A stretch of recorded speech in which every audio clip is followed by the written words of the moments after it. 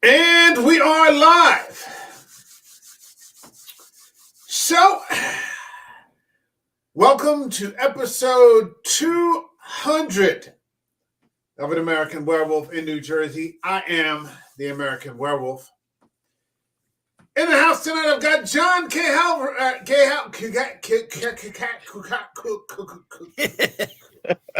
finally got that K. Alvarez. Yes, John K. Alvarez, feeling like 200 as well, all by himself. I dressed up for you, Mike. You've got the Mel Torme thing going. That's right. So we've got Eric, Internet Eric here. Happy to be here. Congrats. Yeah, good to stop by as always. And we've got the Ryan Daly. Who I believe was the fourth or the fifth guest on the show. John, somewhere around 8 or 10. Eric, back maybe somewhere in his 20s or something. I think he's in his 20s. No, not anymore. I wish. No, I think my first episode was Ravenous. It was 5. Mistaken. Yeah. That was 5. Yeah. Yeah. And John was Cabin in the Woods. Mm-hmm. And Eric was. I'm looking right now. It was the double feature we did of Rob Zombie's Devil's Rejects 16 or something or 20. Halloween 1 and 2. Yeah. Episode 16. Okay. So episode 16. So we have moved on from that, and my first episode, which was The Mummy by Boris Karloff, all the way to this, 2 years and 10 months. And so it has literally been a journey through my own way of looking at things, looking at the way other people do things, taking on certain attitudes and opinions that I agree with in parts, rejecting some others, and then, basically almost coming back around to where we started from the get-go, which is, I wish everybody would just shut the hell up.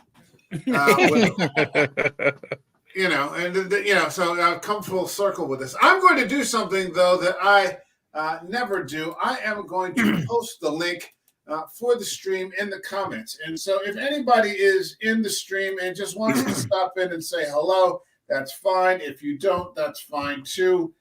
Mm-hmm. About 5 or 6 episodes ago, what were we covering, Eric, where this subject came up?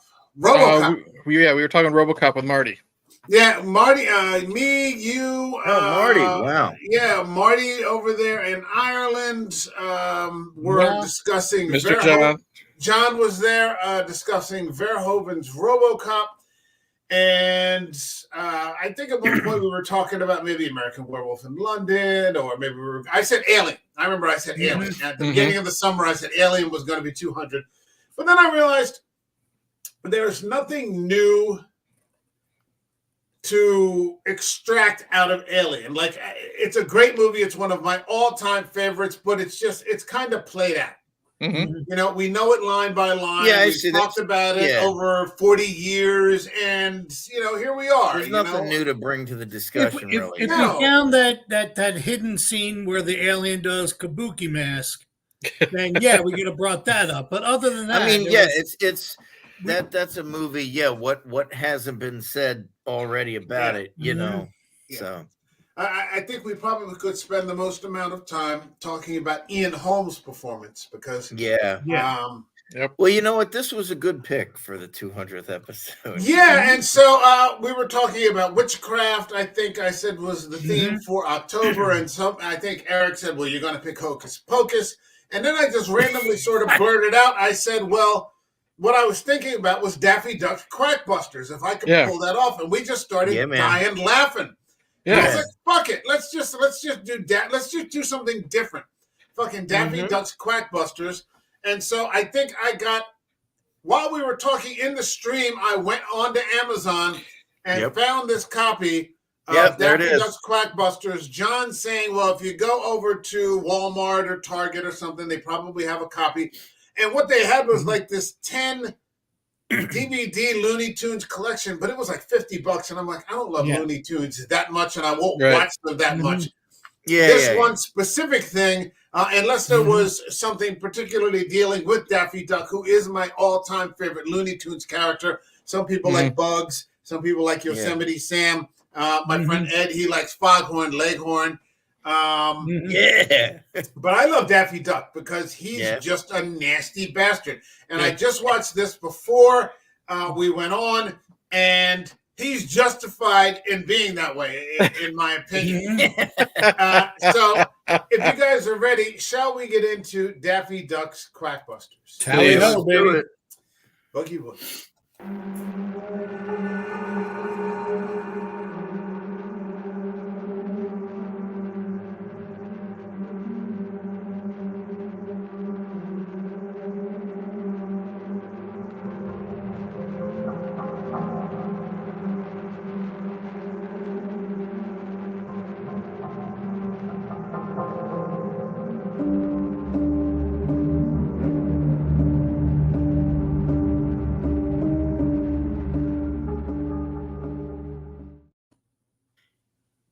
So let's do what we normally do. Let's not treat it that much differently. Let's go around, little round robin, and discuss, without, getting into too many details, what you each thought of the film. Now, this is let's just go right into that. John, did you get a chance to see it? Yes, I did. Okay, good. What did you think of Daffy Duck's Quackbusters? Good, bad, not that great? It's all good. No. When I got to admit that when you said I couldn't deal with 50 Looney Tunes, I could, especially if there were the Merry Melody ones too. I mean, back in the day, these were meant to be strong individuals, stand on your own, boom, good shots. And I agree with you. Daffy Duck now, or became a son of a bitch. He went from Daffy, the silly guy, to this, and it was actually. I'm giggling now because in the beginning I was like, "Oh, this is going to be hard." Yeah.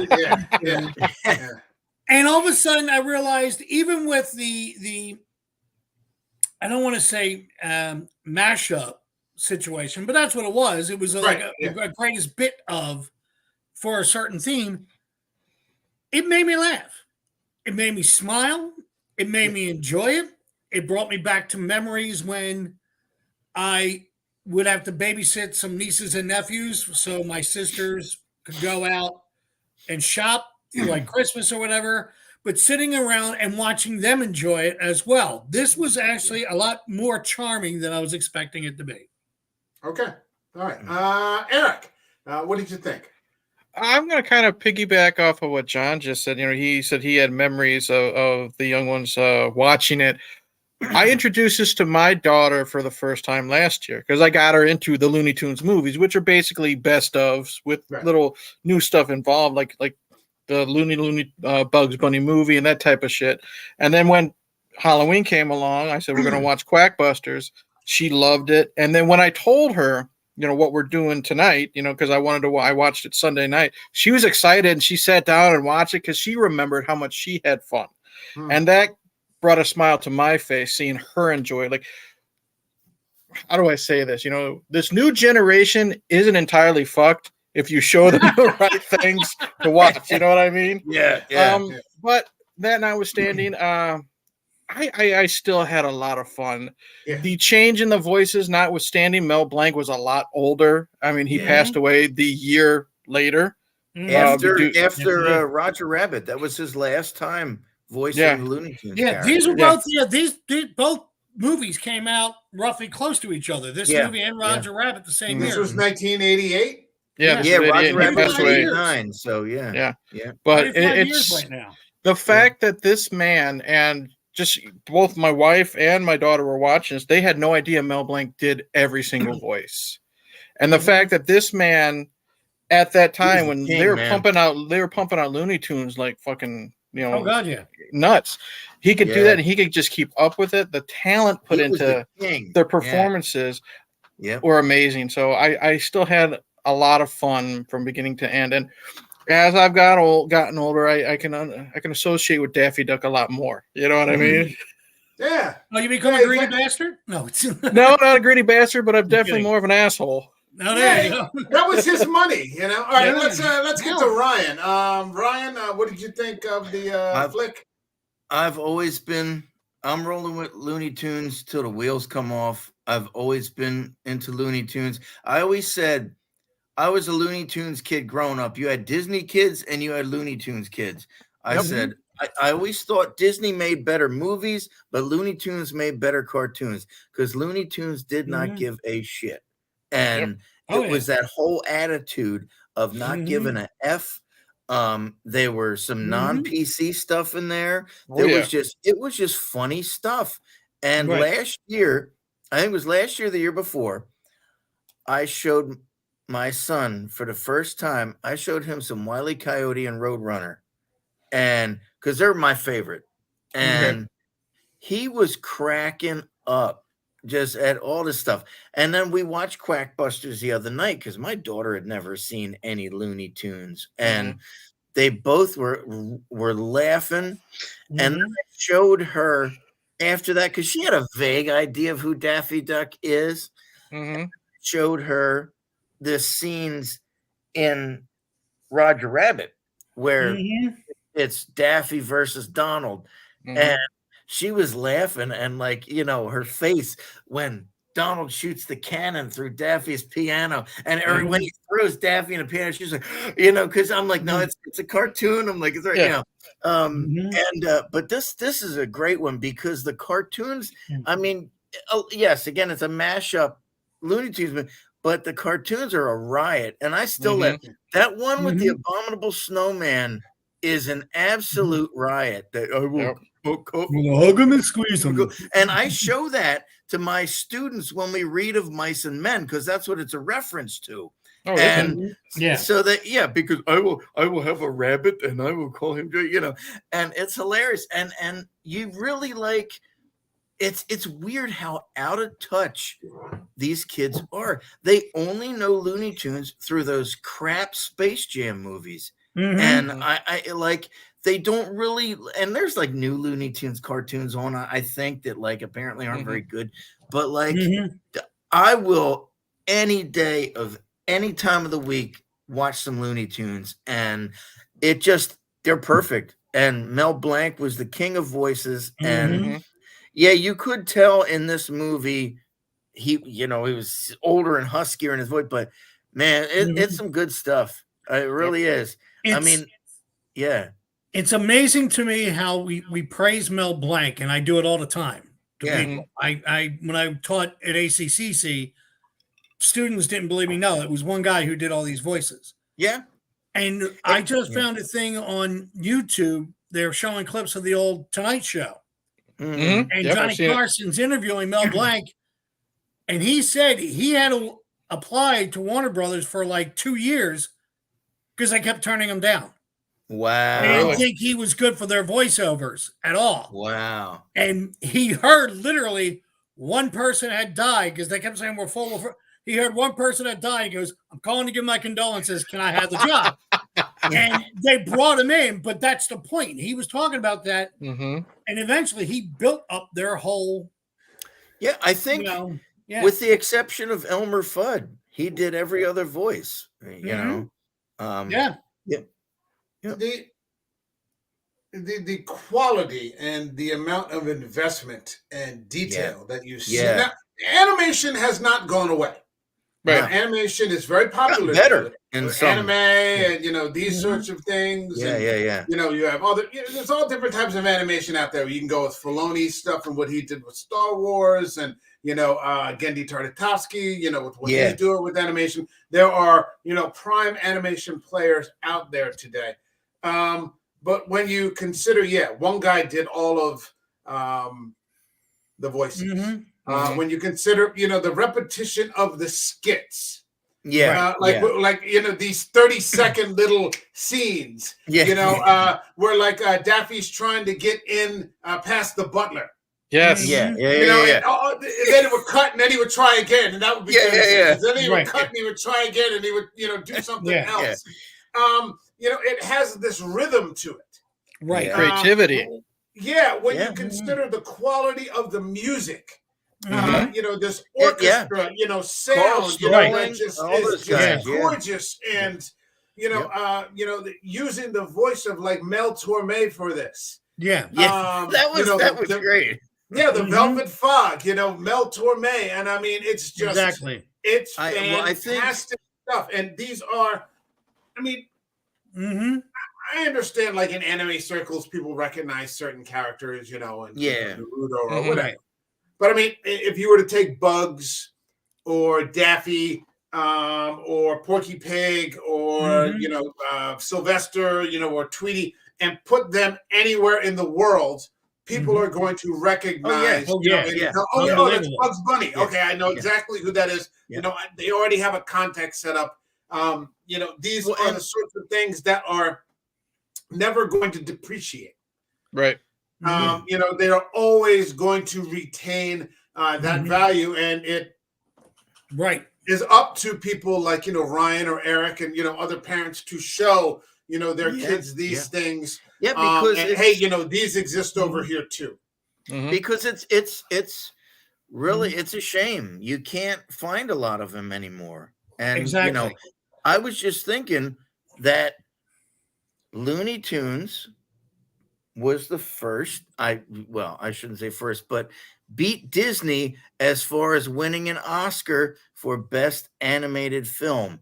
That classic What's Opera Doc won an Oscar. Oh, wow, I didn't know that. It's a 6-minute film, and that's the one, Kill the Wabbit, where it's Elmer Fudd and Bugs Bunny, the entire thing. The animation is fantastic, and of course, that's Chuck Jones.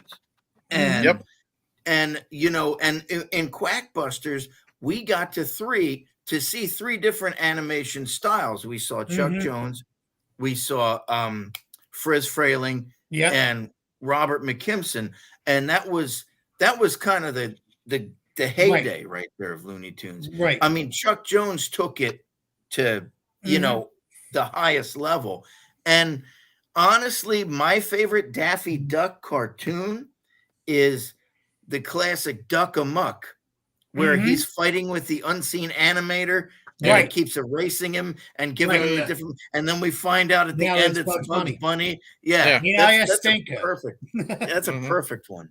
Yeah. Yeah, ain't I a stinker? That's right up there with ain't What's I a Up, Doc. stinker? Yeah. Those were the lines that Bugs always did. Yeah. And those two smart. They were smart cartoons. I think that's why when you're talking about, Ryan, when they said there's ones out there, but they're not as good, because it's not that they dumb them down. They go, oh, they're for kids. No, they shot them for adults. Exactly. These were put together, and that's why I think this movie works so well when they were blending the old and the new, because they shot high. Mm-hmm. Yeah. They did not make you go, or dumb you down, I should say. Right. It's got great writing. Yeah. Yeah. There's great. I mean, and so if you look at even each of these individually, without then later trying to wrap, the Quackbusters story around it, each of these individual skits just works, fantastic. When they get to Dry Gulch. And Porky Pig and Sylvester, and just all the insults that Porky Pig is like hurling at Sylvester. I mean, that's really good. I'm like, fuck, these are really good insults. On your family. Yeah, And what I love about the whole Porky Pig Sylvester stuff, not just the insults. What is it? You yellow dog or a scared cowardly cat. Stupid shit like that. The best part of that is, it's one of the few skits or shorts, however you want to call them. Sylvester doesn't talk. That's right. Yeah, you know what I mean? So he literally is, he's a Looney Tune, but he's just a house cat in that episode. You know what I mean? Yeah. And I love it how I don't know if aloof is the right word, but how Porky literally has no fucking clue what's going on. You have these evil rats trying to hang him in his sleep, trying to cut him with a butcher knife, shoot him, and he thinks Sylvester's just being an obnoxious, annoying cat. That was I love how. Hold on one second, John. I love how Porky. Porky is this. He's the lovable schlub. You know what I mean? But we get to finally see some frustration with him. You know what I mean? Right. Yeah. He gets. He's like this close from like beating the shit out of Sylvester. You know what I mean? Right. Locking him in a cage and throwing him in the closet. Right. So he can get some sleep. So it's nice to see Sylvester not say a word, but also Porky be the star. You know what I mean? And show that frustration because, like, again, he's the lovable guy. It was and also he's usually a sidekick, Porky. And they went to the Abbott and Costello routines, the whole comedy team, with Abbott and Costello. And I'm only using that as an example because it popped in my head. Costello would see Frankenstein or Dracula coming out of a coffin or something to that effect, and would yell, "Hey, Abbott!" And when Abbott come back, there's nothing there. What are you doing? Right. And they, smack him around. They just took that routine and made it work because Sylvester talked before that and talked after that. But for those things, it was so much better if he was just the mind.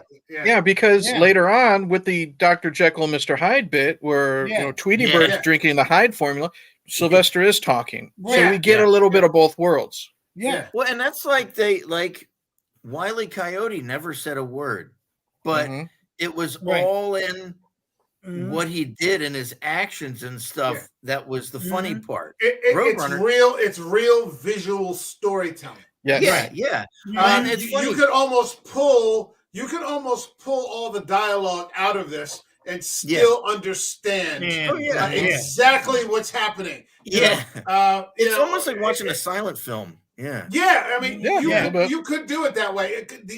The storytelling and the quality of the animation is so detailed, and the characters are so expressive that it's very easy to understand what's happening every single time. I just want to go back for a minute with when John was talking about the writing and the smart writing, and that just brought up a quick little anecdote. Just wheeling back to Roger Rabbit for a minute. And the story that Robert Zemeckis tells is that when the Disney animators and the Looney Tunes animators got together, they did not get along. No, they did not. It was they were rivals. because the Looney Tunes guys were like, it was like Animal House, and Disney guys were very much like, let's do the, but family it was oriented. just like it was free for all for Looney Tunes. You gotta remember, especially for Disney, when they were doing Who Framed Roger Rabbit, this was before Little Mermaid, even. And Disney was financing this. It was funny because somebody told me when you went, especially when you talked with Looney Tune or the Merry Melodies, they were saying, "Oh, they made simple smart. I mean, they made smart simple." And I said, "No, they didn't make it simple. No. they took the simple and made it smart. You were taking simple premises, but you made them work. They hit you when you were, They didn't look at the audience and say, "Oh, kids will like this." They said, "No, the audience will like this." And there's so many good characters. There's so many good characters in Looney Tunes, and they're all memorable. And again, going back to Mel Blanc, he had a different voice for each one, and that's amazing. Like, I mean, you could argue, well, Sylvester and Daffy have the same kind of, speech impediment, if you will. We're from the same neighborhood. What's your problem? But he had and that's what was amazing. No two characters really sounded alike. I mean, it was just amazing. No, I mean, if you were to say, because today that just doesn't happen. When you see animation, there's a different actor for each individual character. Every once in a while, you might get someone, some overlap or something like that. Well, unless that's how it's done. Yeah, unless it's D. Bradley Baker who does all the clones in Clone Wars, right. It's all him. Yeah. I mean, very rare. I mean, still you had an endless list of characters in the Clone Wars and an endless list of actors. Taking on. I mean, You got to go to the talent that's doing it. I mean, Seth Meyers, or not Seth Meyers, Seth, what's his name? The guy that's MacFarlane. The guy MacFarlane, or Robin Williams when he did the genie, bouncing back and forth. Even though it was one character, he was jumping into different characters left and right. And I think that's his best. Look at everybody on The Simpsons. Yeah. There was like one or two, Hank Azaria, Dan Castelletti's, and I'm trying to remember the other guy that was in Spinal Tap. Everybody else does individuals. These guys all do multiple voices. Yep. Yeah. But I mean, if you get to a Robin Williams, that's a once in a century kind of talent. And this is why it was. I like with Mel. He could have been here. Doing these. Oh yeah. He would have been perfect in that era. Robin was a live action Looney Tune. Yeah. Exactly. When Mel Blanc did this movie and Roger Rabbit, I just saw like a documentary. I didn't realize at some of the times when he was doing it, he was in a wheelchair. Yeah, wheeling himself up to the mic to get those voices out. Yeah, and it's so I'm so glad we got that. And my favorite scene in Roger Rabbit is the Mickey and Bugs scene with Bob Hoskins. And the weird thing is that all three of those. All right, let's get the Quackbusters. Sorry, guys.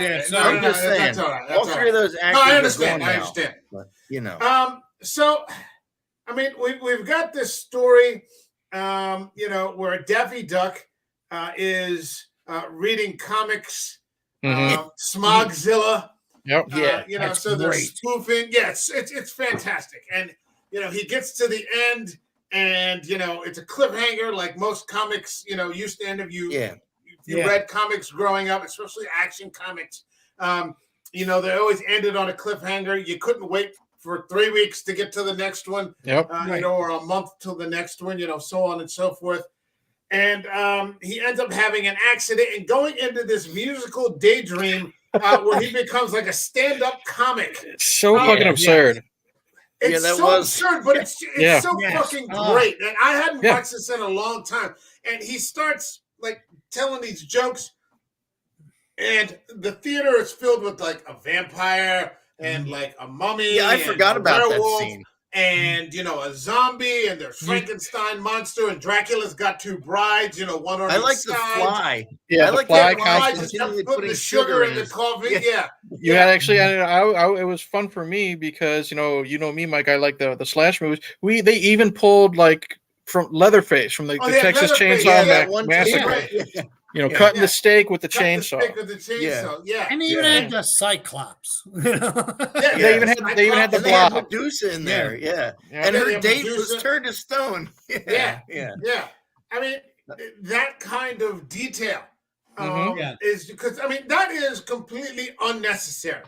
Right. And so you could have told the story completely without it, and yet they put this 5-minute little vignette, because that's really what this is. It's a series of vignettes. And I read that was made specifically for this movie. It's so beautiful. Where he starts he takes the Ode de Tourmé from Mel Torme, and then he just starts belting out this tune. Monsters lead such interesting lives. I love how professional and slick he tries to be. He just says, "Hit it, Ghoulie," and you have this ghost, like white sheet ghost, with a derby. And smoking a cigarette, playing the fucking piano like he's out of, Casablanca or whatever. You know what I mean?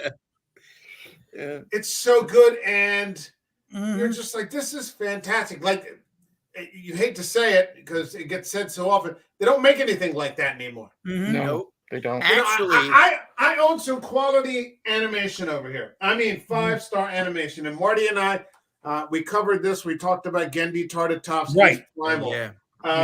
We talked about, we didn't talk about this, but I'd love to one day. Hellsing Ultimate, which is just one of the most beautiful pieces of animation. Is it anime? This is anime. That's anime. Yeah. I've got over in the other room, Gendy Tartakovsky's Clone Wars. I just finished Filoni's The Clone Wars. I just finished, working on Rebels now. I'm on the 3 more episodes. There's left. a good one of the. But there's nothing like this. Right. Well, one of the better modern animation shows that I watch. Well, it's done now.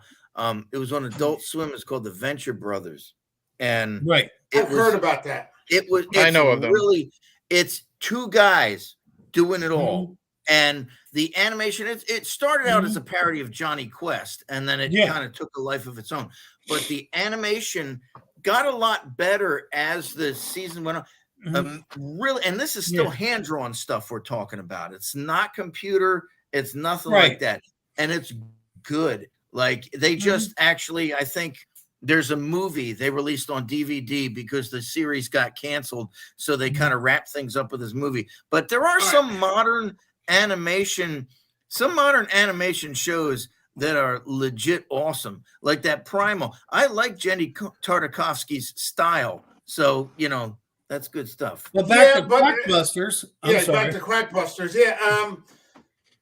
Not like not with a lounge act. Yeah, I get what you're saying. Yeah, using a voice like the real Mel Torme. Kids nowadays don't know anything about that. I had to tell my kids that's a singer named Mel Torme. You wouldn't need to.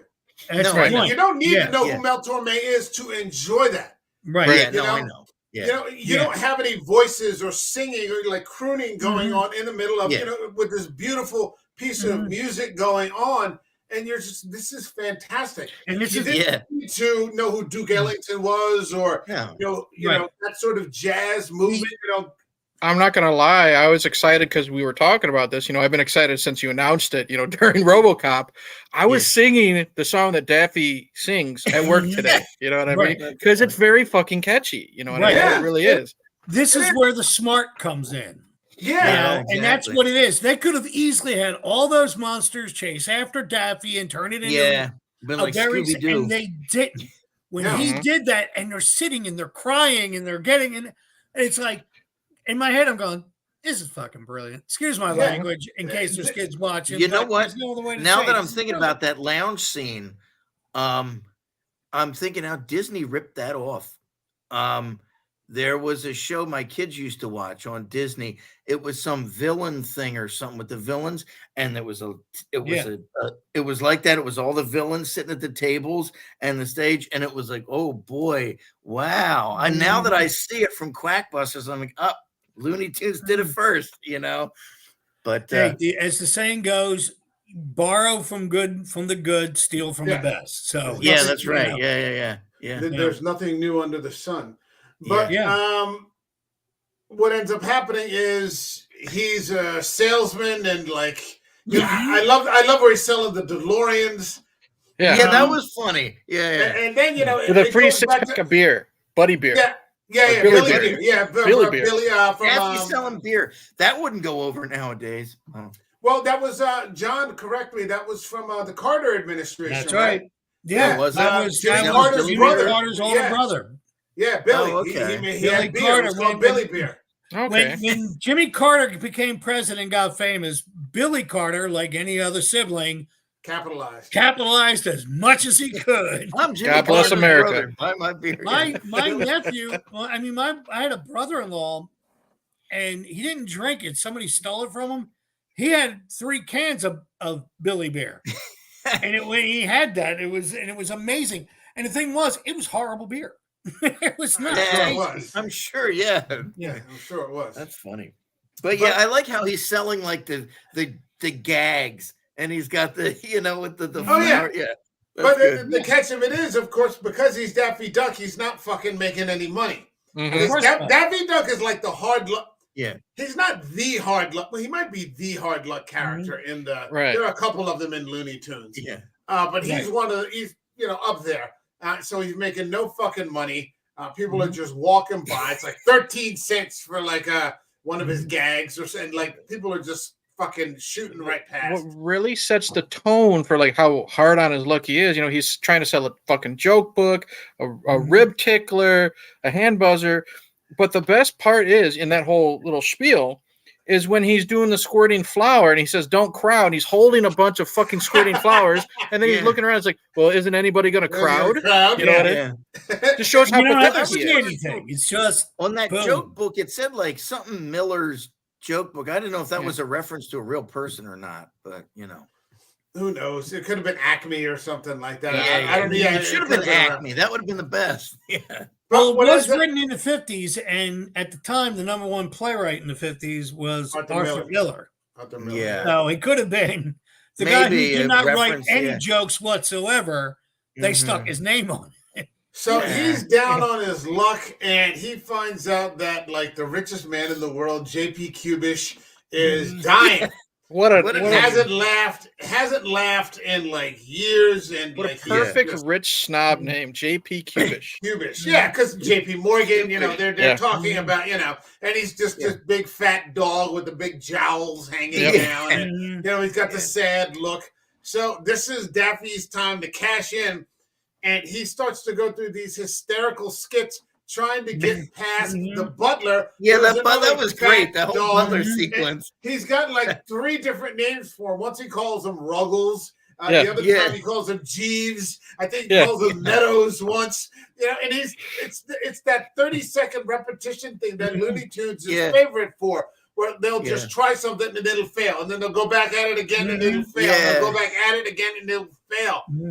And it's fucking hysterical. Like my son was really laughing at the part with the rope where he's on the rope and he's like sliding down or something.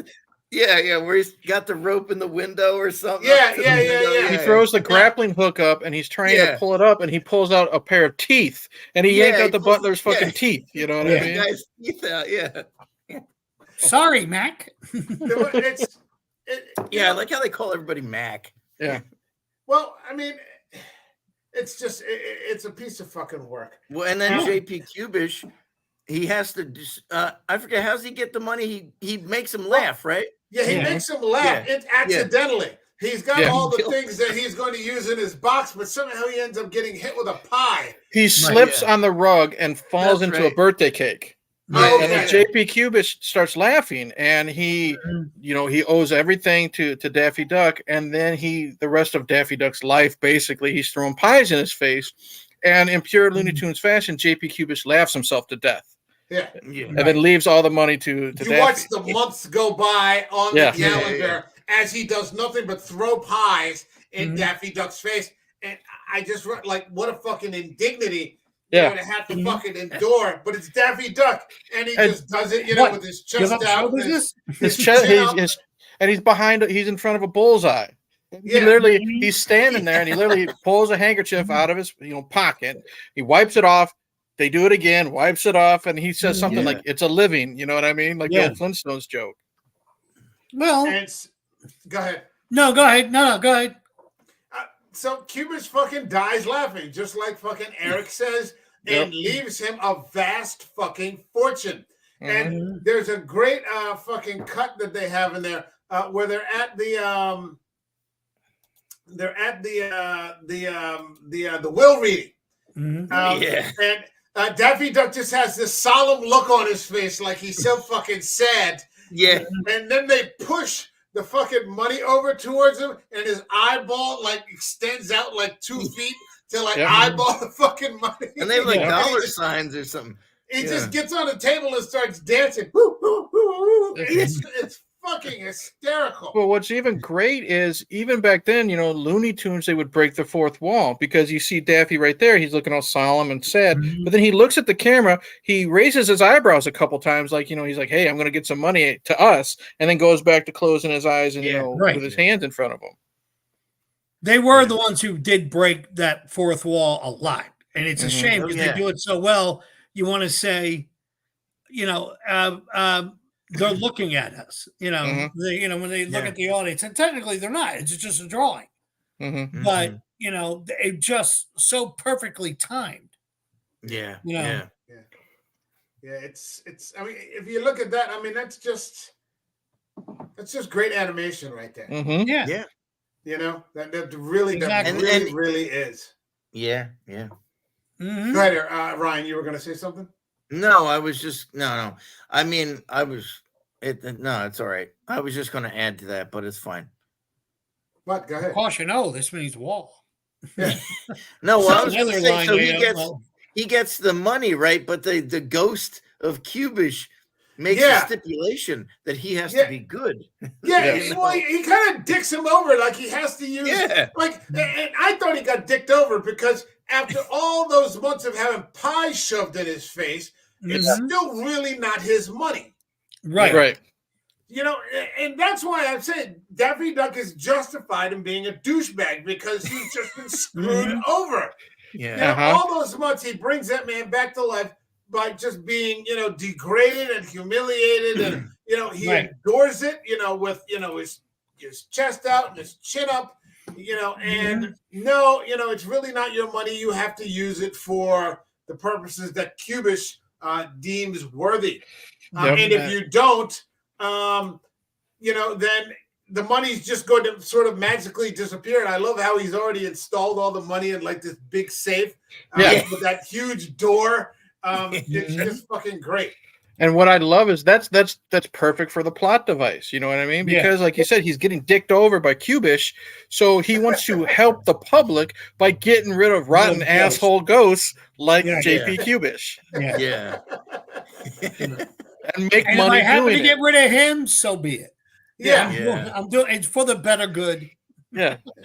So I mean, you know, he's forced to become a paranormalist. You know, and it's this idea like, who can I find? You know, I need some underlings to boss around. Yeah, he literally says he calls Porky Pig a pigeon. There's no bigger pigeon than him out there, you know. So he calls him up, and he hates Bugs Bunny because Bugs Bunny is like the polar opposite of Daffy Duck. Whereas Daffy is always stressed and scrambling and, you know, angry. Bugs is always just calm and relaxed, and everything he does just, you know, turns out roses. So, you know, you can see why Daffy would fucking hate him, because everything that Bugs does is just effortless. Oh yeah. You know, so they bring them on board and form, you know, the Quackbusters paranormal you know, activity kind of thing. So before The Conjuring, before Ed and Lorraine Warren, there was Daffy Duck's Quackbusters out there, you know, getting to the bottom of your paranormal problem. And, you're gonna call, not me. Yeah, exactly. So the first one they have to deal with is Dr. Jekyll, which is, I mean, I just thought that was great. You know, you've got this little demure man, you know, with, you know, big thick spectacles, so on and so forth. And the next thing you know, he's like this big Hulk. He looked like a male version of the Granny character. Yeah. What I thought was interesting about those was how they took the framing device of the Quackbusters thing and kind of did this nice segue into the old cartoons, the old segments, you know, through either they tweaked the dialogue or it was the angle or something like that. Like with the Dr. Jekyll one, I remember that cartoon. You know, I don't think Sylvester was originally sitting out on the ledge, like when he leaves. So it was neat to see it through the window, you know, the way they did it. And they showed Dr. Jekyll. Like, I thought it was really neat how they were able to kind of seamlessly transition into each of those. Well, Porky Pig brings his pet cat to work. And Daffy immediately can't stand him. Because he's Daffy. He's already stressed. You know, he's stressed about everything all the time. So he just takes the cat, and it's funny. He opens the window and just drops him. You know, when I first saw it, I'm like, "What the fuck?" Because I haven't seen this in like 25 years. And you hear Sylvester just go, right. And what was great is because he's yelling at Porky, he's yelling at Sylvester, and then suddenly screen goes black. You hear, you know, JP Cubish is mad, you know, lightning strikes or something like that. And then of course Daffy, being the prick, he says, "I get it. I got to be nicer to the little butterball, right?" You know, so he's still knowing he has to be nice, but he's still fucking insulting the person he has to be nice to. This is no Christmas Carol redemption. He's just doing it to keep the money.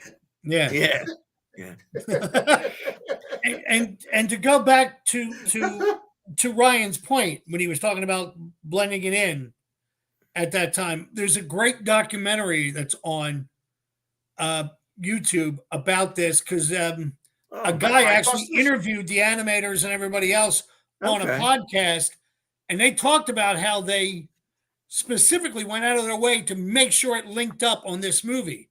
That's cool. Previous movies that they really didn't show the courtesy to do it. Mm-hmm. They just chopped them in and threw them in real quick. They went out of their way. Like the first scene with him selling the toys on the street, Daffy Duck selling them on the street. Yeah. They showed a television talking about the guy not laughing. Mm-hmm. In the original, it was a radio. Oh, okay. Said because they couldn't kids won't get the radio. Okay. And the guy was going, yeah, they would, but that's why they changed it to television. Yeah. They really tried to make it so it would blend in so a modern audience would get it and follow. Yeah, it was cool. Yeah. They really put some effort into this one. I think it's the reason why it worked. Yeah. And how they made the advertisement for the Quackbusters company, one of my favorite Bugs Bunny cartoons, where it's him versus Gossamer, the big orange, monster. Oh yeah. That's a great cartoon. And he puts the monster that dynamite in his hair and it. Yeah.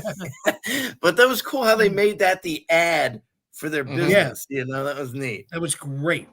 Yeah. Mm-hmm. So, I mean, one of the other things that I thought was really funny about this is that everybody's a coward. Mm-hmm. Yeah. Everybody's a fucking Daffy's a coward. Although that thing with the exorcisms daily or something like that, we get into that. Yeah, where he plays Sigmund Freud, for a second. But like Sylvester's a coward. I'm pretty sure Porky Pig at some point was cowardly. It's just Porky was getting scared when Daffy was trying to test him, with the vampire teeth. I think the only one that was scared was Bugs when he was dealing with the vampire or the vampire when he's in Transylvania, which that's my favorite skit in the whole. Oh, that's a great one. That's a great cartoon with that weird. I can't say Walla Walla Washington without thinking about turning into a two-headed vulture. Yeah, he always goes. What does he take a wrong turn at Albuquerque? That's always Albuquerque. I knew I should have made a left at Albuquerque. Gizmo Beach or somewhere, Yeah. Because this whole movie, Bugs is trying to get a job, a ghost job or a ghost hunting job in Palm Springs. That's like the ongoing joke. No, we don't want to go to Palm Springs, but we got the next best thing. You're going to Transylvania, asshole. You know what I mean? But then they link. Everybody goes to Transylvania. They link. I'd love to go. Well, what I like is that they linked it into the Abominable Snowman storyline, and that's a classic of one where like Bugs and Daffy are just going at it. Oh, he finally makes it to Palm Springs. That's right. Yeah. Bugs always outsmarts Daffy, and that's another one of my favorites. Was the rabbit season, duck season. Where Elmer Fudd is, he's trying, he doesn't know who to shoot, and he keeps getting Bugs keeps tricking Daffy into saying it's duck season, and eventually Elmer Fudd just blasts him and his beak goes all over. It's so funny, but the Abominable Snowman one was kind of a lesser version of that because. Somehow Daffy ended up looking like a rabbit. Because he had a sweater on because they're in the Himalayas. The sleeves came up over his head. Yeah. And so the Abominable Snowman, I will hug him and squeeze him, and I will call him. And George. It was funny because the way he did the petting of the rabbit. Yeah. If you're younger, you're going to laugh at it, and if you're older and you read of Mice and Men, you know exactly who he's doing. Yeah, I remember reading an interview with John Malkovich because he played Lenny in a movie version, and he turned around and said the hardest thing that we had on set, because he was known for breaking up. Malkovich goes, I always fell into the Abominable Snowman from the Looney Tunes cartoon because it was. But if you look at it, it's pretty identifiable for them. What I really my students every year presentation. What I really like about the Abominable Snowman skit is it's one of the rare occasions again where Daffy is pathetic. He's sympathetic because when Abominable or whatever the fuck we want to call him, when he's hugging and kissing and stroking and squeezing, Daffy literally he doesn't yell at him. He doesn't plead with him. He just says, "You're hurting me." You know what I mean? And it just shows how good Mel was with the voices. All the yelling and screaming at J.P. Cubish and picking on Porky Pig, but now he's just like, stop it. You're hurting me. You know what I mean? This weak, feeble type of character. Yeah. He gives the characters. I mean, it's not He makes them human. It's not a Terrence Malick film, but I mean, he gives them some depth. There's a little bit of depth to the animation, and sometimes they do play against type. The animation is two-dimensional, but the characters aren't. Yeah. My favorite, I think, was The Exorcisms Daily. That was funny. Yeah. I forgot about that sequence. Yeah. Where suddenly Daffy Duck is playing the Mac. He's out there macking on this girl. Yeah. And she's possessed. And we get what I thought was my favorite line in the whole movie. We get a line of Pig Latin. Which is like "Ooye, oopidstay, urche," I'm just like, you stupid jerk. Which sums up Daffy perfectly. Actually, I think that's a little better than your description, Eric, as an asshole. He kind of just is a jerk. That's kind of what he is. He's a jerk. He's made into a jerk by the situations he's put into. You know what I mean? And that's another good one, because that one was also made just for this film.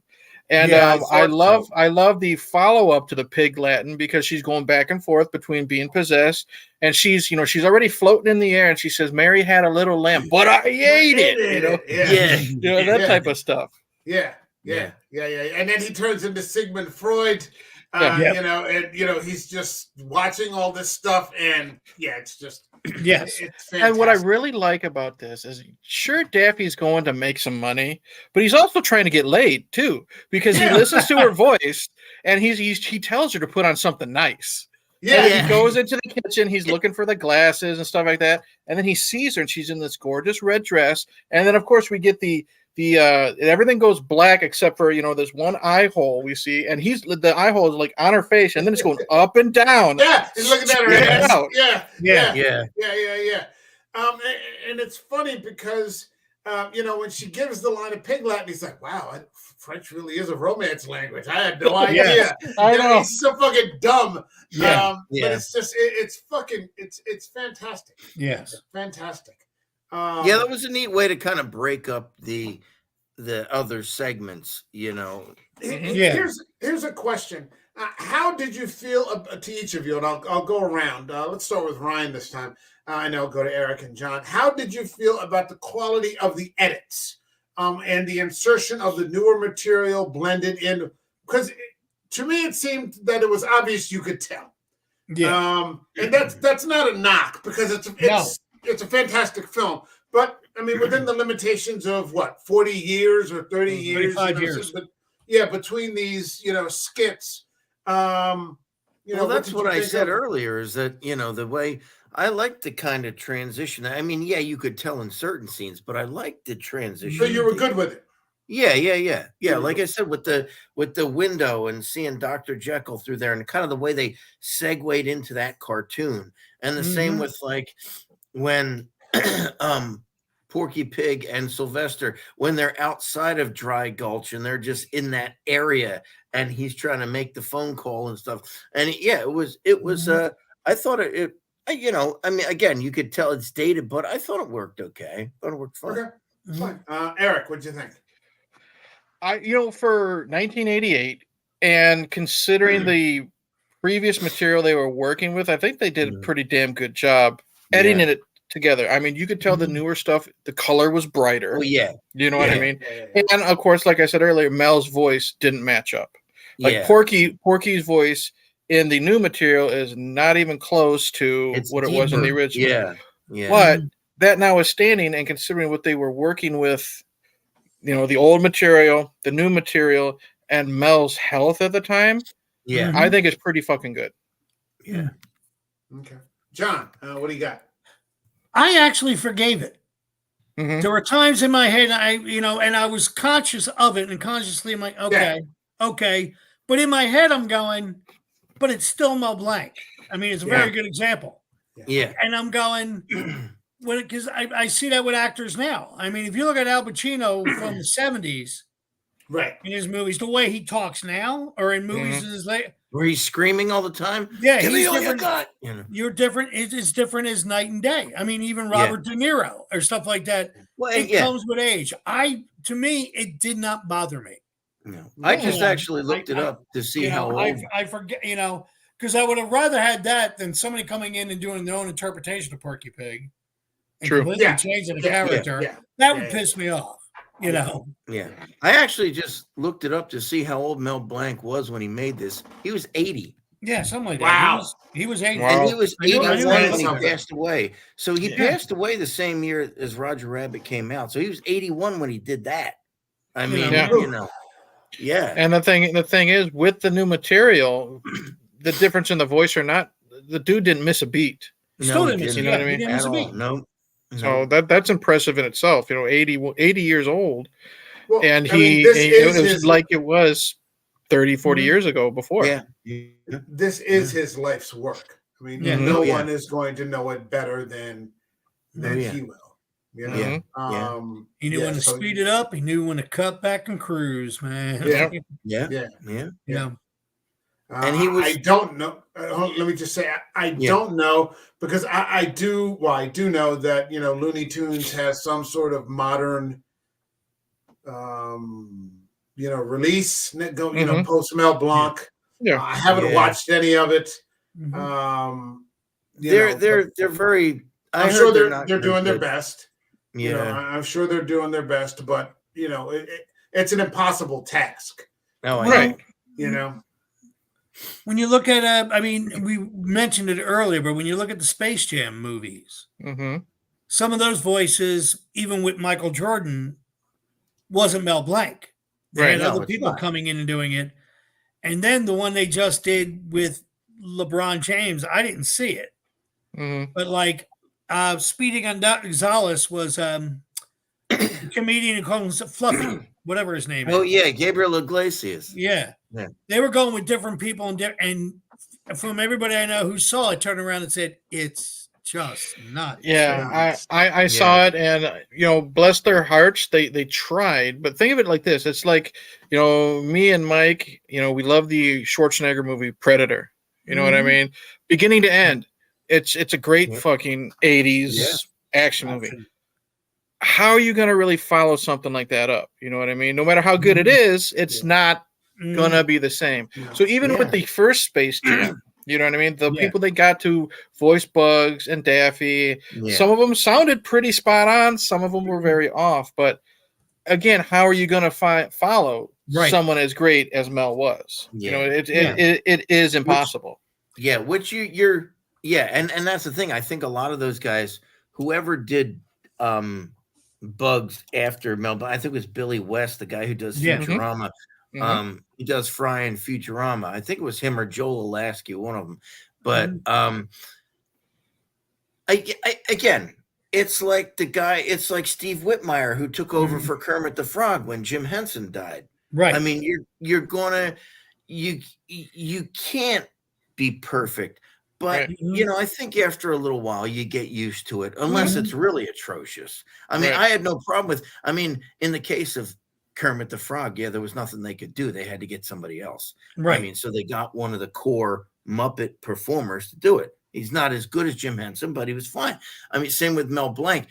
Yeah, you can't replace the master, but you can have to get somebody homage to him by at least trying to sound enough like him or enough like the characters, because Bugs has that Brooklyn accent. You gotta have that, you can't not. The problem is with doing that sort of thing, though, is that this isn't like someone else playing the Joker. Oh yeah, right. Where you had like a one-off interpretation that you may think this person is best or that person is best. Right.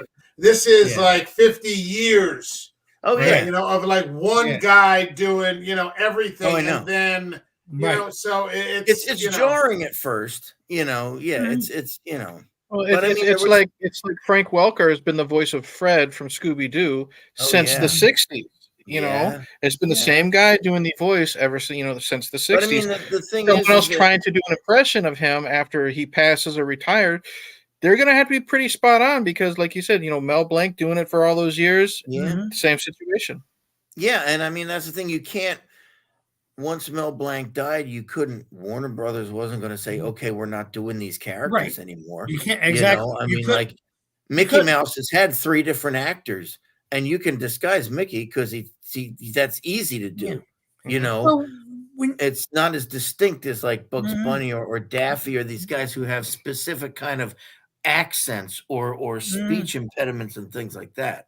Well, I think it goes back to where when you're doing like you don't want to do an homage to the original voice, but you don't. The one thing that I see a lot, especially when it comes to voice acting or voicing animation, they're like, "Well, they were good. I could do it better."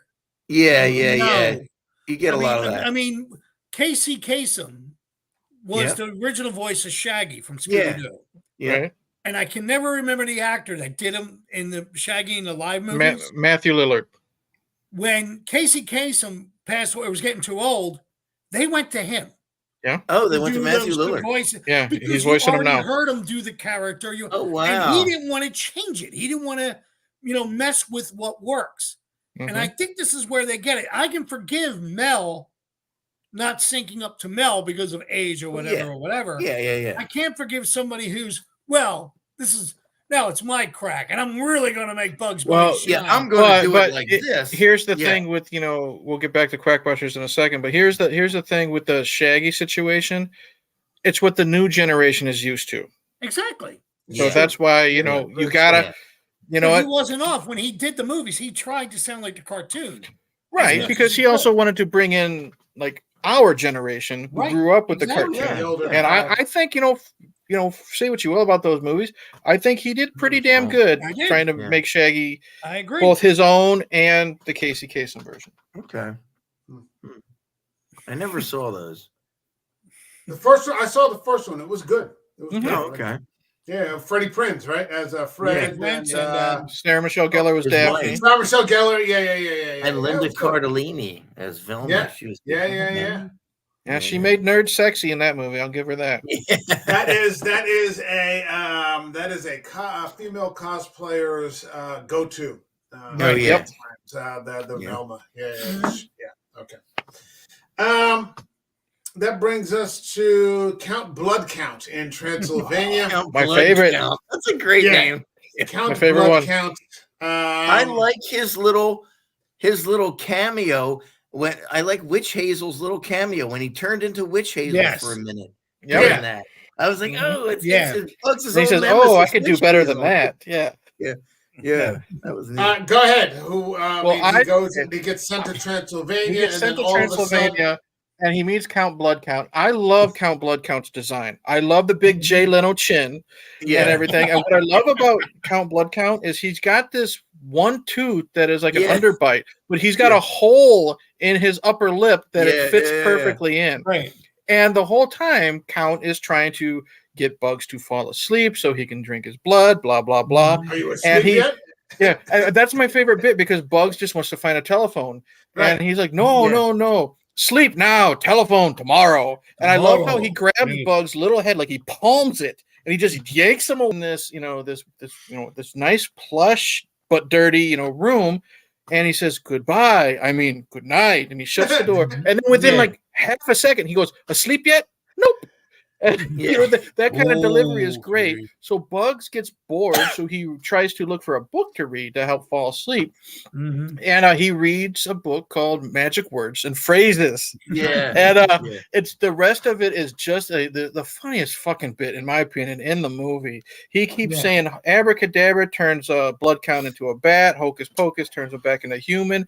And it's just this funny slapstick, shtick, what it is of Blood Count just getting the shit beat out of him, going back and forth, getting crushed by rocks and stuff like that. Yeah. But the best part of this whole thing is, he says, I'm a vampire. And then Bugs is basically like, fuck you. I'm an umpire. And he says, I'm a bat. He's like, oh yeah, well, I'm a bat. And he turns into a Louisville Slugger. Yeah. And then the best bit is literally the bat pulls out glasses. He says, you wouldn't hit a bat with glasses on, would you? Yeah. And then, like, without any fucking thing, you hear a clunk.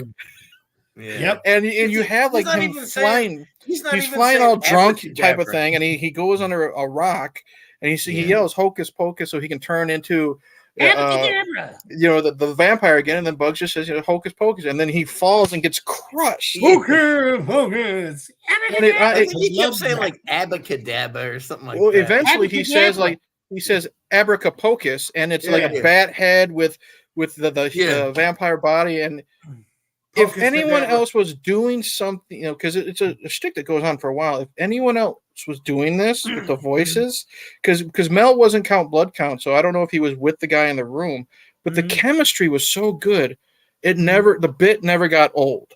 You know what I mean? It didn't overstay its welcome. Yeah. And then eventually he says Walla Walla Washington, turns him into the two-headed vulture, and then the female two-headed vulture, they want to get some loving. They fly in, try scare him away. So that was funny. Emily and Amy. Is that who they were? Okay. I love those names. It was just like, and they start thanking them as they go flying off. Yeah. There's one of the things that actually made all those cartoons work. And I hate using the term cartoons, but it was that the Warner Brothers made Looney Tunes 6 minutes stop, so they had to get that rhythm going. There's people who used to call it and city rhythm. Yeah, you talk fast, you kept moving and everything else. You didn't slow it down. You kept fast was funny. Okay. And they pack a lot into 6 minutes. They pack a lot in because you look at them. Because when you're little and you're watching these, you think they're longer than that. Yeah. And all of a sudden they end 30-minute thing. And it's about a 6 minute thing and 4 minutes of commercials. And that's smart though, because it is for adults. Looney Tunes is for adults. But for the kids who watch it, you got to remember. Guys, I'll be right back. Okay. Okay. Carry on for a second. Go ahead. It's kind of like Sesame Street. You know what I mean? The kids have the short attention span, so you have to have this going on. But then a minute later, you have to have this going on and this going on. And they also played a lot of these before movies. Yeah, they played them as features. Oh yeah. Or as a cartoon thing before the movie, so they had to be short. Yeah. There is a great, if you want to get a chance, there's a great review of this movie done by Siskel and Ebert on YouTube. Oh, geez. Really? Because Gene Siskel liked it, and Roger Ebert didn't. Because he felt, and it was the same thing we were just talking about, the meshing type deal. Yeah. He said, I would have rather seen a series of new 6 minute clips like that. Yeah. And it was and it was funny because Gene Siskel goes, no, I disagree. The way they worded them all, it's the same conversation we're having right now. And it's amazing because this movie did it right. Yep. I mean, Chuck Jones wasn't a huge fan of it. He said the same thing. He wanted to do, if we're going to do it, let's make a new movie. Right. Yeah. But this one they did, okay, if we're going to do this, let's get it right. Let's, sync it up as best as we can. And this is what made this movie, especially this one bit right here. We this movie just worked. Type deal.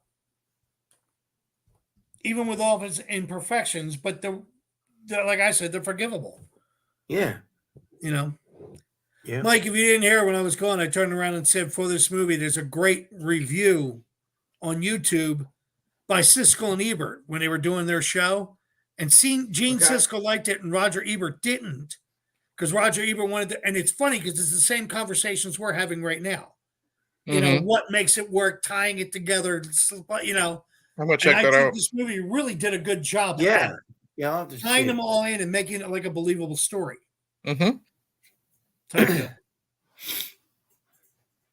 Sorry. No problem. No. I apologize. I have. I heard part of what you said, Siskel and Ebert. Say again, please. I was saying how that this movie works because they really did tie it in. The Walla Walla Washington, that whole scene right in there is a very good example. That's just classic comedy. And they purposely tied this thing in instead of saying, let's just eliminate it. If we're going to do this, let's do it right. Right. And they went at it. They really, really did. Yeah, they did. And the idea, actually, that you could tie all these unrelated skits or short films or whatever you'd want to call them together, and then build a whole premise around them, is really a stroke of genius. It's a stroke of fucking genius, and they've done this with a few of the Looney Tunes things, and it, like you said, it absolutely works. You do notice the editing, but you don't mind it. You don't mind it. It's understandable, and you understand why. And I mean, like John said, when I first started watching this was my idea. And then I just watched it. I started watching it around 6:00 tonight because I was working on my freaking dad's lawn tractor all day today, and finally got it running. And I was just like, "Oh, okay, all right, let's watch it." No, I was a little worried. I'm like, "What have I set myself up for?" No, it wasn't. It wasn't that. It was what have I set myself up for the 200th episode? Yeah. Okay. You know, so I was like, "Fuck," you know, what if this? And you know, I had belly laughs, and you know, I was just cracking up the entire time. And see, that was great. I was watching it on streaming with my daughter. There's so many bits that I had to rewind because it was so funny. Yeah. You know what I mean? We watched the Blood Count short twice because we were laughing so much. Again, the Porky Pig stuff, I was rewinding it so many times. Just the insults. The frustration from Porky, and when he shoots, when Sylvester shoots the shotgun and the bullet goes into the top of the little nightcap that Porky's wearing, and he just nonchalantly says, "Was there any history of insanity in your family?" Just stuff like that, because it's so dry. The delivery is so dry and serious in this goofy ass situation, you know what I mean? And that is the writing, that is the voice acting. It's a perfect marriage, you know what I mean? It's funny. I'm looking at Mel Blanc's credits, and the stuff he did outside of Looney Tunes too. He was Barney Rubble. He was Spacely and the Jetsons. Oh wow! He was Secret Squirrel. He was Captain Caveman. He was Heathcliff. Captain Cave? No way. He was Captain Caveman. He did lots of Hanna-Barbera. He did a lot of Hanna-Barbera. So he did double duty for Hanna-Barbera while he was doing stuff for Looney Tunes too. That's a monster. Man. If you get a chance, there's stuff he did with Jack Benny. Yeah, that was just on the radio and on the old television show. He started out in Jack Benny, I think. I mean, the whole thing where he was playing a Mexican blanket salesman, and Jack Benny going, "Do you sell blankets? See, what's your name? Cy. Chicago." I mean, the whole thing. But he did these voices. Hey, Dan. Hey, Dan. But there was, he was powerhouse. He was on. Yeah. Dan, the link is in the stream. If you just want to jump in and say, hey, you can. If you don't, that's fine too. I put the link in there in case anybody wanted to. It's 200. Who gives a fuck? We're all drinking. So, yeah, exactly. I've got my fucking whiskey right here. So, yeah, I'm done. I can't. I go. I have one. I got to work tomorrow, so I can't be drinking too much. Gotcha. I'll save it for the weekend. Weak coffee. Yeah. But that brings us to the final skit, which was the elephant. Oh gosh, yeah. Yeah, that was a little out of place. I felt. Yeah. That was a weird one. With the exception of how it was used, I guess. Like the skit itself didn't really seem to have any place.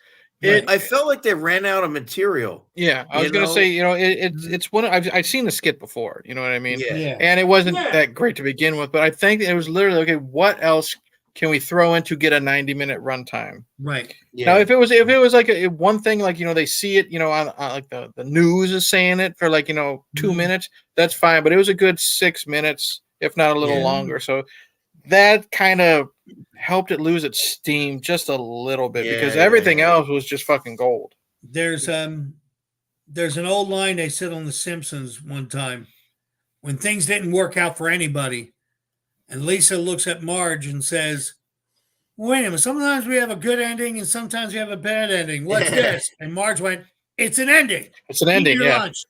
And I really do think this was just like, all right, we got to give it an ending. Here. Yeah. And because they probably just ran out of stuff. They had to come up with it and get Daffy back to being Daffy. I should say that this movie runs for 79 minutes. Okay. So it's very brief. I think I looked up at one point and it was 45 minutes in. I'm like, fuck, I'm more than halfway through this. Okay.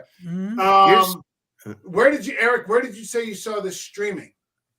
I was watching it on my friend's Voodoo account. Okay. So, because I don't think it's Ryan. Where did you get it? Did you buy a copy? I bought it. Yeah, I ordered it. Yeah. Okay, John. Amazon. I got it from my brother-in-law who had it from watching his kids. Okay. He had it on DVD, so I just watched it. Yeah, and I ended up like picking up a used DVD. Yeah, because it's not on Blu-ray, to my knowledge. It's not on Blu-ray. Yeah, no, it hasn't transferred over there. And it's not streaming on any of the major streaming channels. So if you have a Vudu account, I guess you can watch it there. That works. I found one more thing real quick about the Mel Blanc doing that while he was doing this. The reason his voice is weird. This dude was doing this stuff while he had COPD. Could you imagine? You're straining your voice that much. They said he smoked since he was 9, and he quit in '85 when he was dead. So he had COPD while he was recording these slides. Wow. And they didn't know probably back then. They didn't know it was COPD. They probably called it something else. Wheezies. Yeah. It boggles my brain that just as a quick aside, that people still smoke today. I know. At least in America. I get it. You go to the developing world and I think more than 50% of the population smokes. The French always smoke because they don't care. Yeah, but I'm always exactly. Even the French don't smoke anymore. They really don't. Yeah. But you go to I'm reminded of that line from Jeepers Creepers 2, where that one teacher catches the girl smoking and he doesn't do anything. He goes, "I know that no one is stupid enough in this day and age with everything they know about cigarette smoke to ruin their lungs with a cigarette." And they're like all holding it in with the cigarette behind their back. And he just turns around and walks away. And then the bus driver walks in like a second later. She's like a female bus driver. She's like changed. And they finish it right there. But and Mel Blanc's head on his headstone. That's all, folks. Yes. I knew that too, because I was like, yeah. That's perfect. If I ever get out that way to see No Joke in Tennis, I would love to see. That was one I wanted to take a picture of. Yeah. So Daffy loses all of the money. He doesn't do anything wrong. He doesn't do anything wrong. He has cheated out like millions of dollars. Because if you think about it, Cubish was fucking with him from the beginning. He was never going to let him have the money. Right. Never. It doesn't matter. It doesn't matter. I hate to say this, but it doesn't matter if Daffy Duck cured cancer. No, JP Cubish would have taken that money regardless because he would have said, that one time you called Porky Pig a butterball was one time too many. You know what I mean? When you thought Daffy Duck was the biggest asshole, it's Cubish. It's Cubish. Yeah. I love how the money would just disappear. Right. Like entire piles would just diminish. And then there's like a little cent, a coin left or something. And then first off, he's got all the the Fort Knox safe, but then suddenly they'll go away and just poofs of smoke. Or the pile will just get smaller, and you just hear the typewriter sound. And then by the end of it, I think it's just a sign with a cobweb on it that says, "Sorry, love JP Cubish." Yeah. So he's still salt in that wound. You know what I mean? Yeah. What an asshole! And then they take all of the stuff away. Yeah, I love. I promise. Yeah. I love the epilogue. That's the best. That's so good because. Did you notice the guy who, when he answered the door, that weird little character that was standing out in the. That is an old Warner Brothers character called Egghead. He was kind of like a precursor to Elmer Fudd in a sense. Yeah. Okay. And I was surprised when I saw him. I'm like, wow, they dug Egghead out of the crates and stuck him in here for a cameo. That wasn't expected. But eventually, he turned into Elmer Fudd. Yeah. Okay. All right. We should mention that he goes on Ted Koppel to refute the. That was the purpose of the elephant, just to completely destroy his credibility. Like he gets screwed at every possible turn. You know, and like all of these like scenarios where he sends people out to investigate, make no money. Every time he says something that Kubish doesn't like, more money disappears. And eventually he just ends up broke and back on the streets hustling with the laugh suitcase. But what's great is, he gets everything repossessed. Yeah. And then he gets another knock on the door, and it's just a sign that the building is closed. They're gonna demolish it. And he's standing in his office as the fucking wrecking ball comes through the wall. He's stuck on the back, like yelling and screaming. Yeah. And then it goes black, and then suddenly it's an epilogue. And the sad thing is, the only one that has a good, life after Quackbusters is Bugs Bunny. Yeah. Bugs is partying it out in Palm Springs. Yeah. Poor fucking Porky Pig is lost in the goddamn Superstition Mountains, and they're going to be eaten by fucking coyotes. You know what I mean?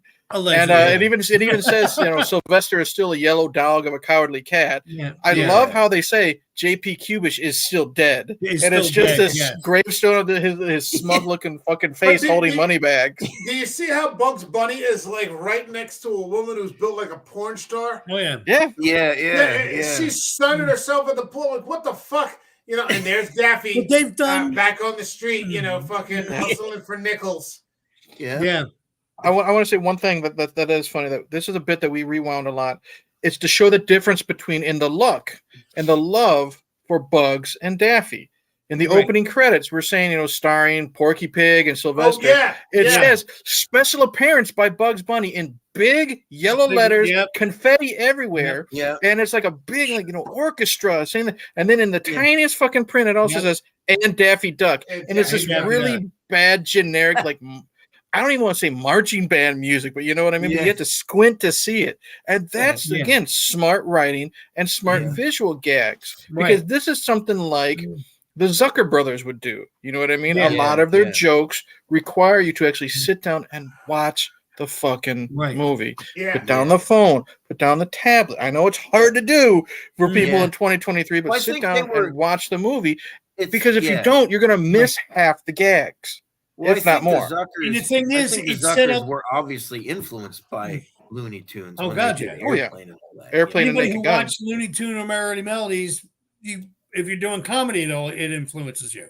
Oh yeah, type deal. I mean, also, no joke intended. Starring Bugs Bunny, Daffy Duck. Yeah. You don't need to do any backstory. You know exactly what it is. You saw all that. That sets it up. So if you have no idea who they were, Bug Bunny's a star. Daffy's a star. It's called Daffy Duck's Quackbusters. Right. But Bugs Bunny's the star.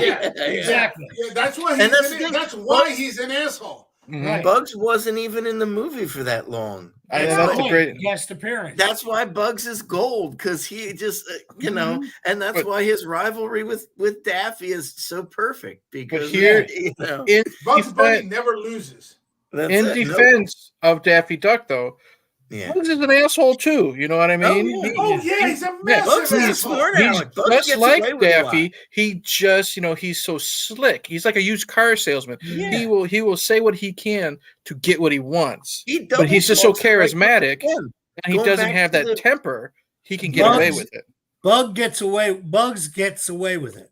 Yeah, he's that smooth. He's that good. He double talks again with the whole rabbit season, duck season. How he switches it around.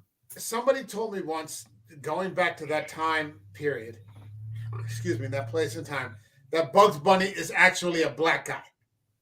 Oh, really? It's just like it was Mel Blanc's. The viewer said, he goes, "You understand that Daffy Duck is black, right? He just has this bad fucking luck, and like nothing works out." But he was saying it in a comedic way. It wasn't like an accusation or anything. He goes, "But you understand that Daffy Duck is black, right? Just no matter what he does." He's the black duck. He just turns this shit. It's like bad luck, being constantly held down. And stuff like that. Yeah. No matter what he does, he's gonna get. Bugs Bunny's the white man who gets everything handed to him, and he's just who knows if that was the intention. It was a comedian. It was like there was this VH1's "I Love Them," whatever. And it was like, you understand that Daffy Duck is black, right? Yeah.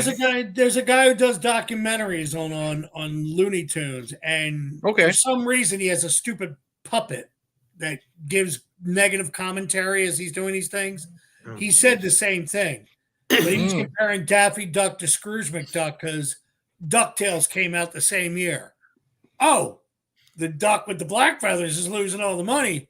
The duck with the white feathers is swimming in gold. And I'm like, really? Don't tell AOC that. Jesus. Yeah. That on national news. But I turned around and was like, wow, that just got real dark, Yeah.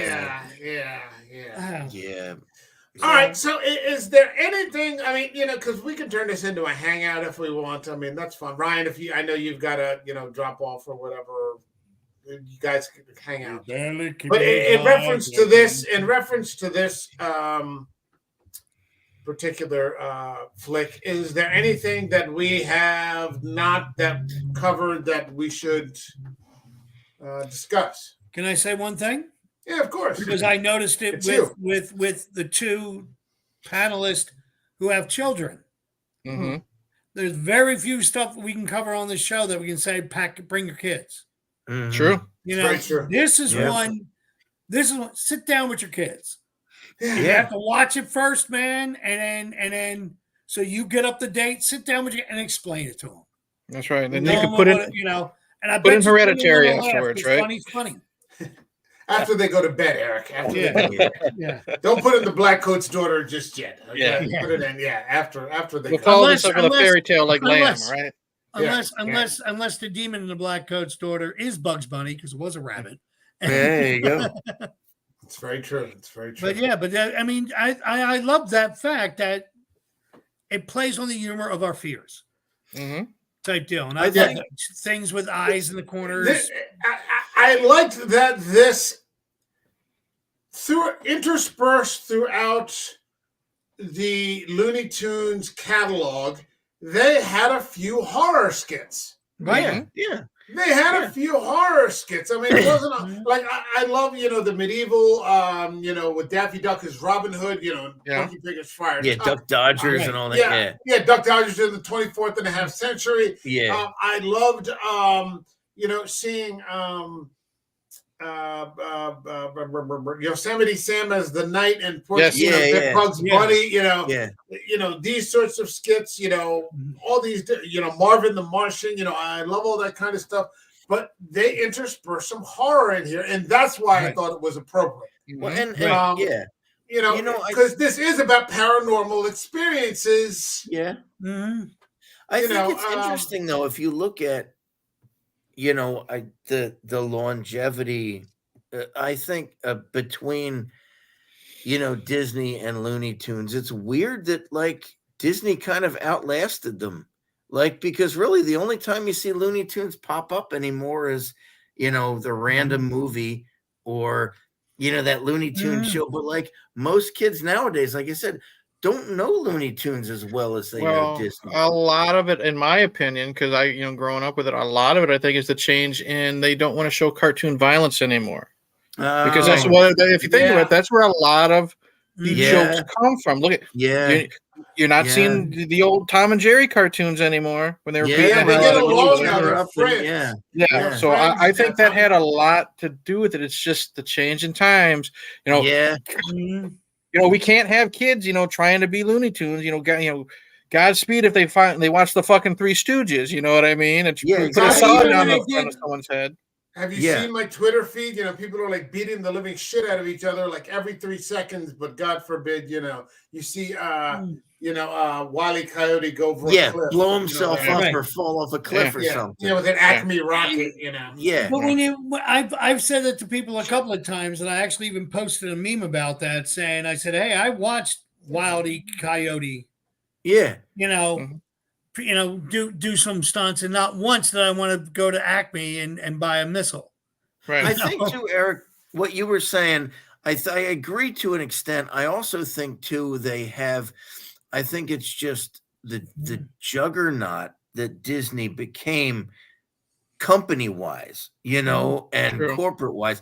And I mean, Disney's done some stuff that wasn't very PC. We know that. And, and you can go up and, but what about Speedy Gonzalez? Speedy Gonzalez wasn't the worst thing Warner Bros. I mean, you know how many Latinos love Speedy Gonzalez because they have remember about 3 years ago when they tried to cancel Speedy Gonzalez? Yeah.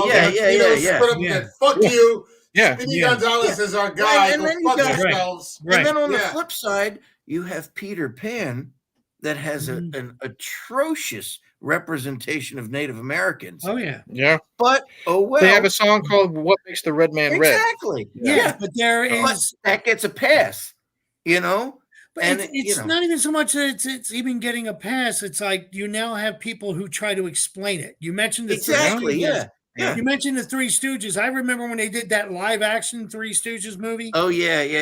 And they had the two brothers come out and explain this was a rubber wrench. This was and I'm going to do that. Yeah. I mean, hold on a second.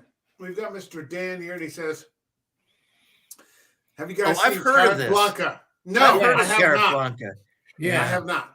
John, you have? I've heard of it. Years and years ago. You've seen just about everything, John. Yeah. No. I had it when I grew up. I mean that respectfully. With nieces and nephews. I mean that respectfully, John. I mean that. Well, then there was the other one. What was the other one? The Bugs Bunny. Dan. Big movie or something. Ryan, hold on. Dan, put a comment up. Tell us a little bit about it. I don't know anything about it. Okay, so where were we? No, we were just talking about the whole. Well, the whole thing about Disney is that for me, Disney hasn't done anything good in a while. But Disney had new life breathed into it about 30 years ago. With Pixar. That's true. Right. Yeah. With Pixar. Pixar really, we were like, what? Like the toy, and I have to get them actually. The Toy Stories. I have them all. And they still hold up. They're just even the beautiful pieces of animation, man. Yeah. And they had Finding Nemo. These sorts of things. Monsters Inc. is my go-to, Monsters Inc., Beauty and the Beast. Brave, all those, all these different. Wall-E is one of my favorites. Yeah. Oh, hold on. He says it's a great Looney Tunes. He says it's a great Looney Tunes Casablancas. Can you find it on YouTube, Dan? Because I'll look. A lot of these things are probably on. I think you can. Or you can get it on Amazon. I could see Bugs as Rick. I'd have no problem. Yeah. Let me see. Carrot. I'm looking it up. Carrot Blanca came out in 1995. Yeah. Oh, really? Oh, so that's relatively new. Yeah. So that's Joe Alasky doing the voices instead of Mel Blanc. Joe Alasky and Bob Bergen. It's a short. It's only 8 minutes long. You probably find it on YouTube. Yeah. You can. I mean, you can find the Peanuts. Series on YouTube now. If you watch any Peanuts, the classics. On YouTube now. I had Apple TV, and then they canceled Shantaram, and so I got rid of it. But all of the Peanuts are exclusively on Apple TV now. But if you want to watch Thanksgiving or it's the Great Pumpkin, or Charlie Brown Christmas, or it's the Easter Beagle, these sorts of things. You can find them on YouTube. You can find anything on YouTube now. Yeah. My sister actually looks on YouTube every Thanksgiving to find a Happy Thanksgiving, Charlie Brown. Oh, yeah. That's great. Where Peppermint Patty chews them out. Yeah. Because she doesn't like the quality of the meal. And Marcy's like, wait a minute, you invited yourself over here, asshole. Yeah. And the rest of us, maybe the problem is yours. Yeah. And Peppermint Patty's the most tone deaf character, in all of these. I was my favorite Peanuts character is always Pigpen. I love Pigpen. She's got this big old cloud of dirt hanging over him. And and it's always messing up the curls of that Frida's, her naturally curly hair. In the movie, that weird CG movie of Peanuts, I think there was one scene where he actually like cleaned up. And it was like, he cleaned up for the school dance and they didn't recognize him. Now, see, that's something I could buy a box set of. Yeah. And maybe talking about it now, I probably could buy a box set of Looney Tunes, but I mean, the Golden those Collection. are broken into very specific. Well, the Looney Tunes, they have the Golden Collection, and those are some of the classics on there. I mean, like a lot of the ones we've been talking about are on those. I mean, they have a ton of those Golden Collection ones, so you can pick and choose which ones you want. But, I probably won't be more directed towards the Peanuts. Sorts of things. And I was saying that, and I guess we'll talk about it in the texting group. I want the Christmas movie to be Lethal Weapon this year. Very Lethal Weapon community. Yeah, no, that's part 2. That's part 2. No, I know. The first one is a Christmas movie. Oh, it is. Yes, it is a Christmas movie. Indeed, and it came out the year before Die Hard. Yeah, it doesn't get any love. Die Hard takes all the smoke. But for me, it could just as easily be a Charlie Brown Christmas. Yeah, we watch that every year. Yeah, I would love to talk about it. So Lethal Weapon. Yeah, that's a good one. Yeah. We do that every year. We do Charlie Brown Christmas, and then I'm a sucker because, like Daffy Duck, I like that sarcastic asshole. Every year, it's also a Garfield Christmas special. So I've never seen that. Oh, it's good. I'm still riding with the original Grinch, the cartoon, the Chuck Jones Grinch. Yep. With Boris Karloff every year. That's right. My favorite is, aside from A Charlie Brown Christmas, which rates it there as number 1, Santa Claus is Coming to Town. Yeah. The claymation. Rudolph's still one of the best. Oh, yeah. It's still on TV every year. There's a really good horror for Halloween Rankin and Bass movie called Mad Monster Party. That's all stop motion. Yeah. It's about Boris von Frankenstein. It's Boris Karloff, and it's his nerdy nephew who looks like fucking Rick Moranis. He's invited to Castle Frankenstein when they're having this big party, and it's Dracula, and Phyllis Diller plays the Bride of Frankenstein and the Wolfman, and they're there, and Dracula's trying to steal the castle type of thing, but in the tone of all those Rankin and Bass Christmas specials. Motion. It's a lot of fun. Yeah. Okay. Cool. Yeah. What's his face is coming out. Combination of Halloween and Christmas. They're re-releasing The Nightmare Before Christmas for the 35th anniversary. I've never actually seen that. It's good. Is it on Disney? Yeah, it should be when it comes around. It'll come. You know what I just watched recently? Speaking of stop motion animation, and I had never sat through the whole. It's not that long. Is Vincent, Tim Burton's first stop motion anime about a kid who wants to be Vincent Price. And it's narrated by Vincent Price. And it's really neat. It's a little short. It was made in like 1984. It's a little stop motion thing. And the kid obviously looks just like Tim Burton, but it's a poem that he wrote. And it's about this kid, Vincent Malloy, who wants to be like Vincent Price. It's really cool. And you got Vincent Price to read it. Eric, weren't you telling me that Del Toro's Pinocchio is coming to physical media? In December, it's coming not just to physical media, it's coming to the Criterion Collection. And those assholes, they put together a Blu-ray. So we're going to have commentaries, behind the scenes. You're going to have a book. Every Criterion has like a booklet. And inside the booklet, someone writes an essay. So someone's going to write an essay. Was Del Toro this the crowd? What's that? For that, when we covered that movie, was this? It was me, you, and John. I don't think Ryan was here for Pinocchio. Ryan, you weren't there for that? Okay. No, I have to check it out. I have a couple Criterion movies. They do a nice job. I have Criterion Godzilla. Eric does too. Yeah. Oh, really? Criterion. The original Godzilla. Yeah. That's what my copy of M and Night of the Hunter are Criterion. That's right. I've been replacing some of my DVDs. For all the grief I give Ryan brought 2 of the darkest movies Yeah, man. into the show, with, especially M. Fuck. Yeah, with Fuck, what's I was his name? like, Peter I remember Lorre. looking over. I'm like, what the fuck are you showing me, man? Yeah, but Fuck. the sequel N wasn't any good. Yeah. O or Okay. P wasn't that great either. Yeah. Here you go, Mike. We have it comes out December 12th, Pinocchio. Nope. You got the Okay. 2-disc 4K Blu-ray, you got the 1-disc Blu-ray or 2-disc DVD. You got the 4K, approved by Del Toro. You have a new documentary called Hand Carved Cinema featuring Del Toro, the cast and the crew, and the puppet creators. Oh, You have a new program with Del Toro called Directing Stop Motion. Wow. So many interviews, two interviews, a new program on the rules of animation, a panel discussion. Oh, is it an animated movie? Yeah, it's stop motion on, and it's on Netflix, Ryan. I think you would dig it. A panel discussion. So beautiful. Hold on. Okay. With Is Del Toro and the composer, the production designer, which is moderated by James Cameron, of all people. Fuck. Is it? And then Is you it have like the essay. Is it close to the book? Did anybody read the book of Pinocchio? I never read the books. I have no I couldn't idea. tell you. I didn't read that. I know it takes place in World War One. World War One. Yeah, this is pretty dark. The book and is very pretty dark. And all the commentary stuff sounds like a masterclass.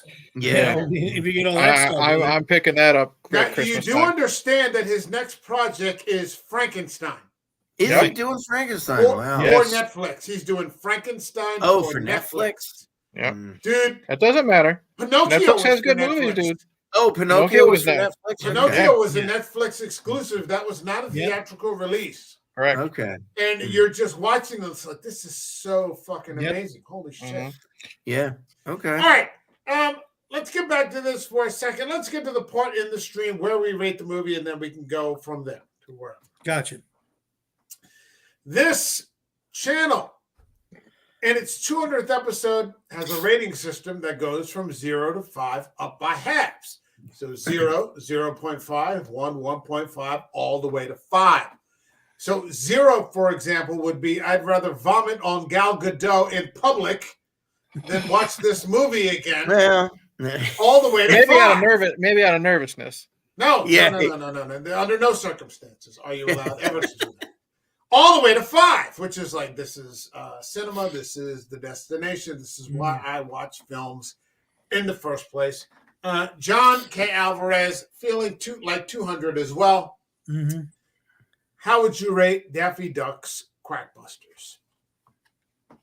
If I were to be honest, no, I would not call it cinema. Please be honest. Yeah, I would not call it cinema. Yes. Oh, always be honest here. That's the whole point of this. But it's pretty damn good. It is. And I'll give credit for it for family capability and the fact that I laughed. I'm going to give it a 4. Okay. I'll give it a 4. Going to go with a 4. All right. 4 above average, but not perfect. Sounds good. Eric, what do you got for Daffy Duck's Quackbusters? I'm going to give it a 4 as well. I mean, the jokes hit 99% of the time. If, like you said, let's be honest here. If I was to consider it cinema, I'd have to be like, curmudgeon Roger Ebert, and everything would have to be new, new skits and stuff like that. But for what it is and what they were working with, it's pretty damn good. If I'm to take points away, God bless Mel Blanc, but the voices don't sync. You know what I mean? So it's not perfect. And that fucking elephant skit was unnecessary. So there's no way I can honestly say it's cinema with something that just is like a fart in church. You know what I mean? But we also like fart noises and fart jokes. The rest of this movie is really, really funny. But take one syllable away. It's fun. It's fun from almost beginning to end. Likable characters, and like John said, you can have the family in it too. You know what I mean? So that's always a bonus to me, at least like discussing stuff on this show. I'll give it a 4. Ryan, what do you got? I would probably give it a 3.5. Okay. Because again, all the points we pointed out, I personally liked the segments, the classic animated segments.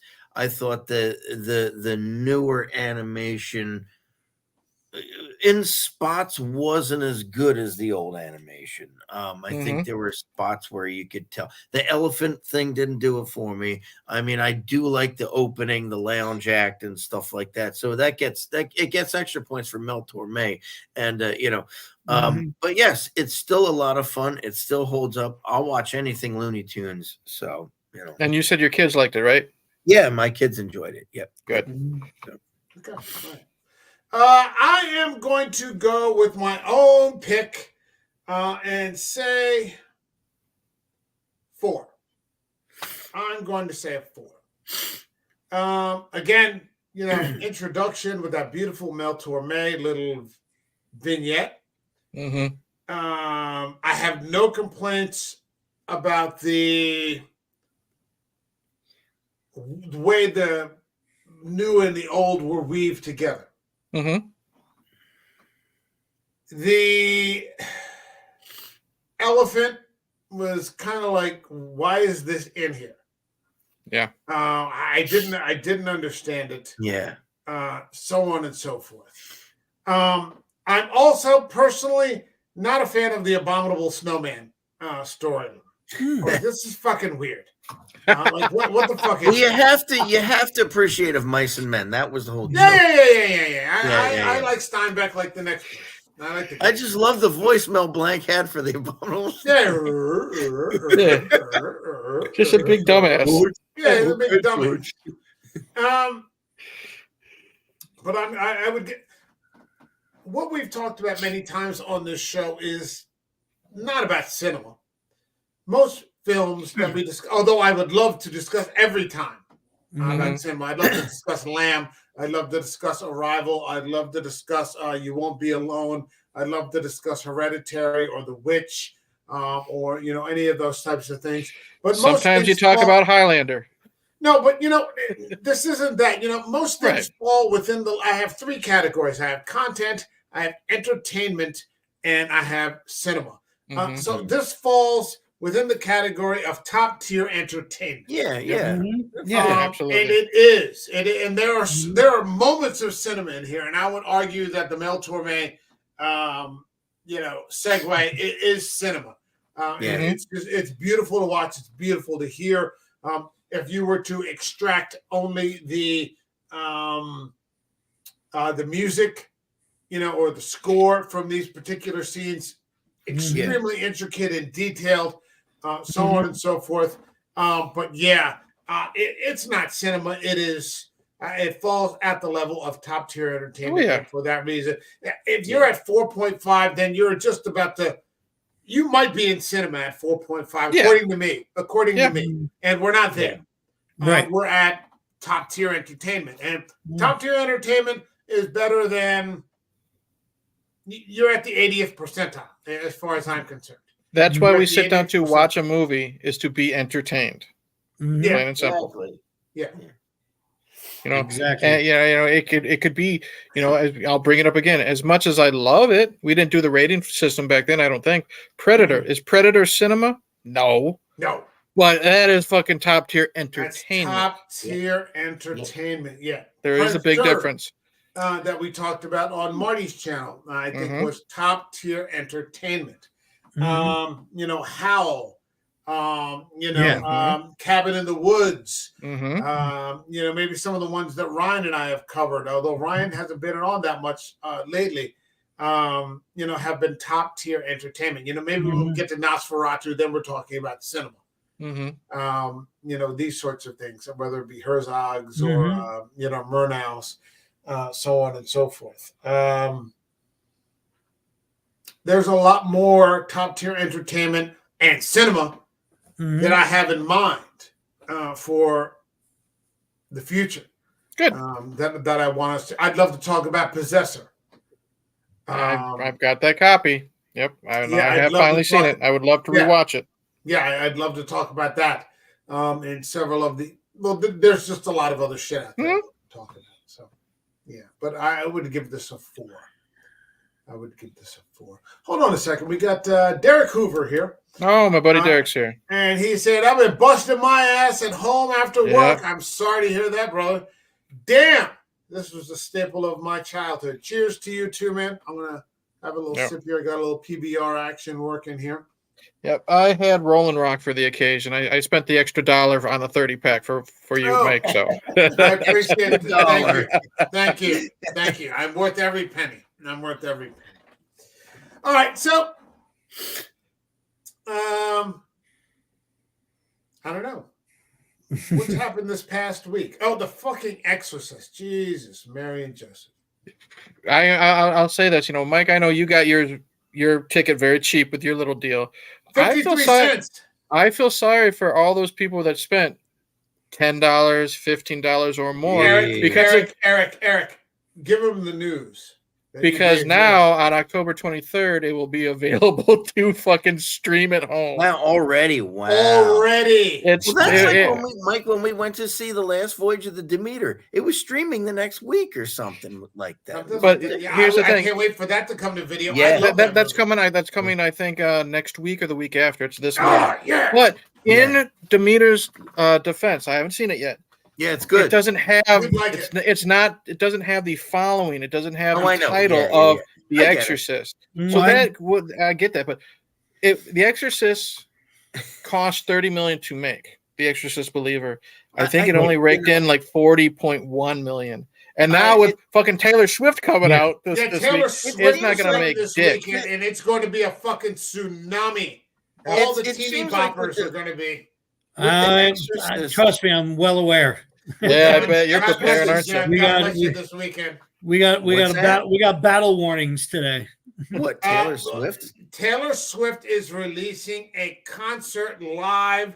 It looks like it's going to be streaming in the theaters. 3 hours. Yeah. A 3-hour live Taylor Swift concert in the theaters. So The Exorcist got pushed back. It was supposed to be released this coming weekend. Right. It got pushed back a week because they're like, there's no way that they're going to be able to compete against Taylor Swift. I read about, and then it got bagged by everybody on Earth, and now Taylor Swift is coming. So they just removed it from the theaters, and it's just coming straight to video. Well, I read with The Exorcist that with this new one that Ellen Burstyn only agreed to do it if they it had something to do with like a college course, like if they gave the money to like a college or something like that. She agreed to come back if they would. She said there was no way she would do it. Here's the story. Yeah. She said there was no way she would do it. Yeah. And then she's like, okay, if you're going to keep asking, I have a number in my head. Yeah, yeah. I'm going to multiply it by 2. And then I'm going to say, here's the number times 2. Give me that number and donate it to a scholarship program. Yeah, that's what it was. Yeah. It's like an acting program. Acting school. Yeah. And she gave them the number times 2, and they were like, okay, no problem. And so she's like, okay, I'll do it. And so some kid is going to receive a really great, a couple of kids are going to receive a really great scholarship thanks to Ellen Burstyn. Very cool. Whether it's a theater program or whatever. Who knows if the kid knows who Ellen Burstyn even is, but whatever. Yeah, exactly. At this point, who I hope that they do. And that's how they got her back. That's how they got her back. Well, I mean, but I sat there and I was like, "What the fuck am I watching?" And that with movies like that, and it's a shame. You want it to succeed because you have the fans and stuff.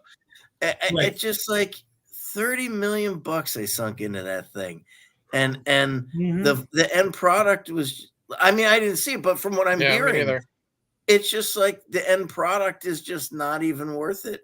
I mean, and then it's a shame. They've now said that yes, they are doing the next sequel, but now David Gordon Green has pretty much stepped down from directing it. He said he'll be involved in writing, but he's pretty much stepped down from directing it. Keep him away from the writing. Keep him away from the script. It was not just him. Danny McBride is writing it as well. Yeah, he's part of the writing team.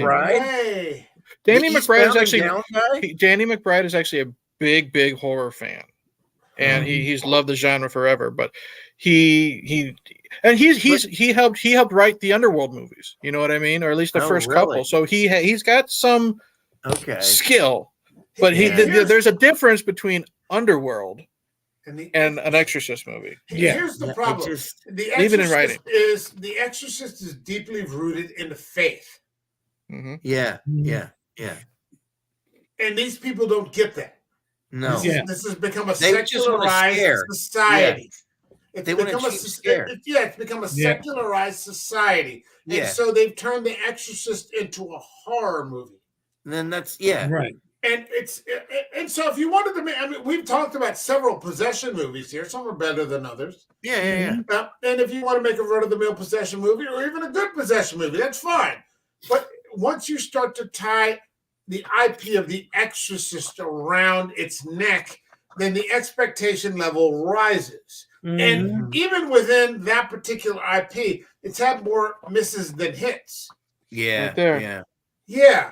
I got the novel. The original book. This is the 40th anniversary edition, and it's actually got some new material that Blatty himself added. Blatty himself said that it depends on what type of person you are. That's the sequel. That's the one that the third one was based on, right? Yeah. Correct.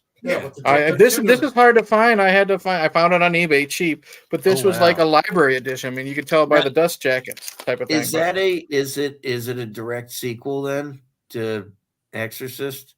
Yeah, pretty much. It's got returning characters. Yeah.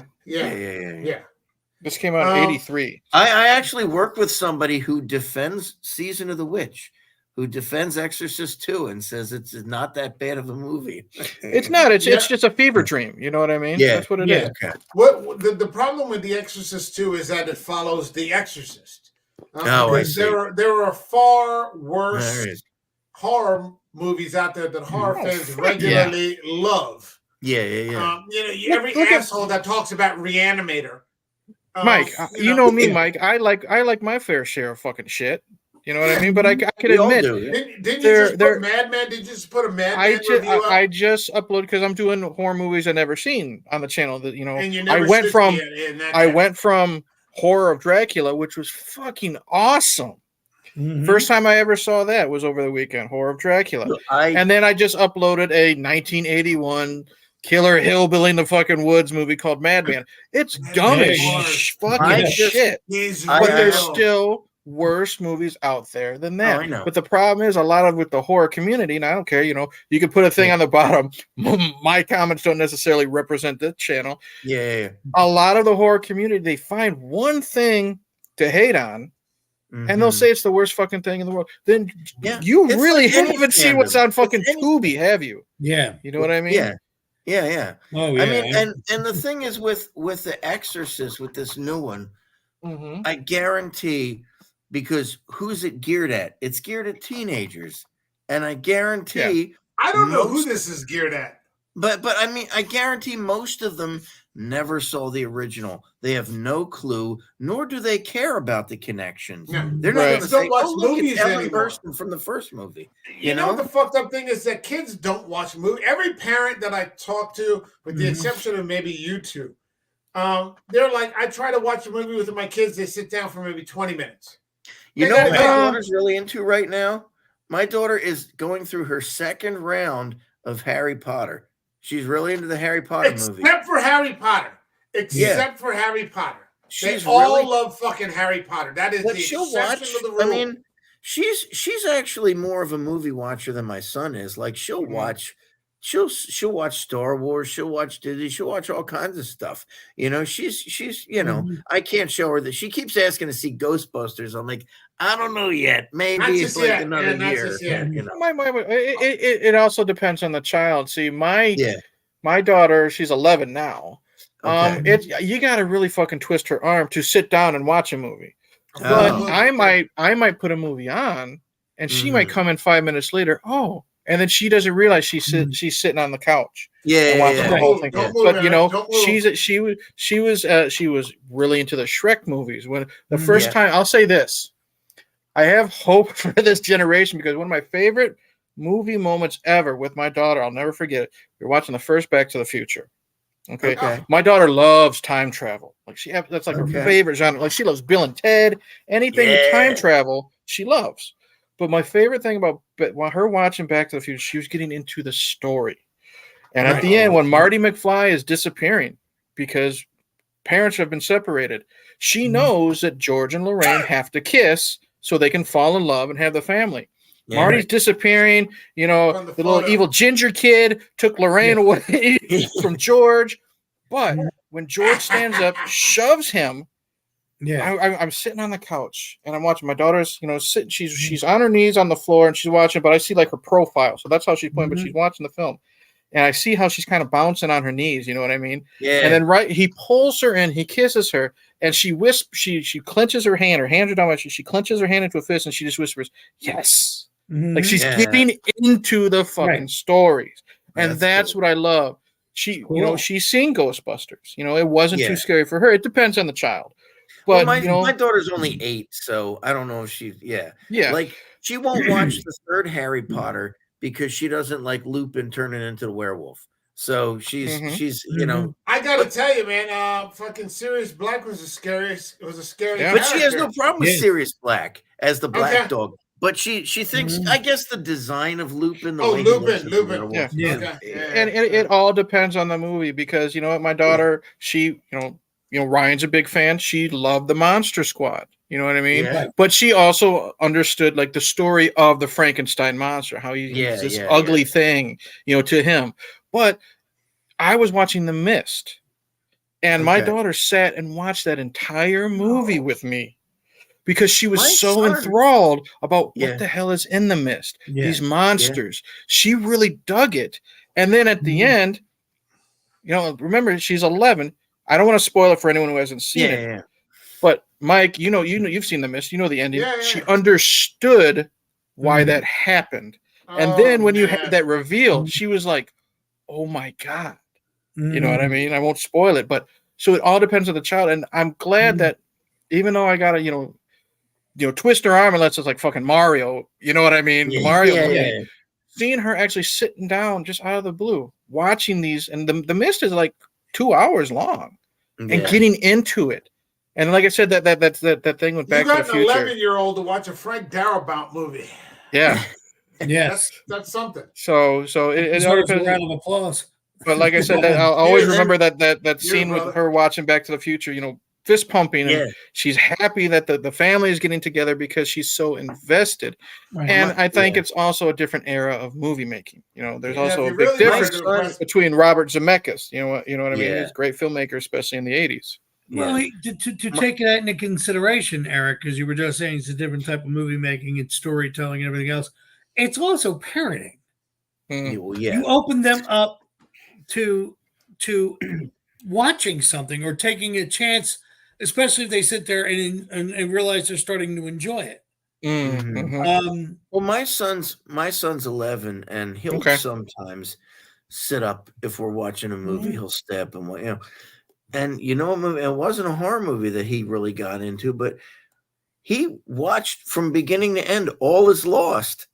We watched it, and he got into it. I was like, the Redford movie where he's on the boat, and he really got into that. And it was like, that's because it's an awesome movie. And I was just like, wow, this is cool. Like you would think it would be a movie that an 11-year-old would be interested in. I was just going to say that, Ryan, as a parent, it really is cool just seeing what kind of clicks with them. You know what I mean? Yeah. I'd never expected an 11-year-old boy to sit down and watch a Robert Redford movie.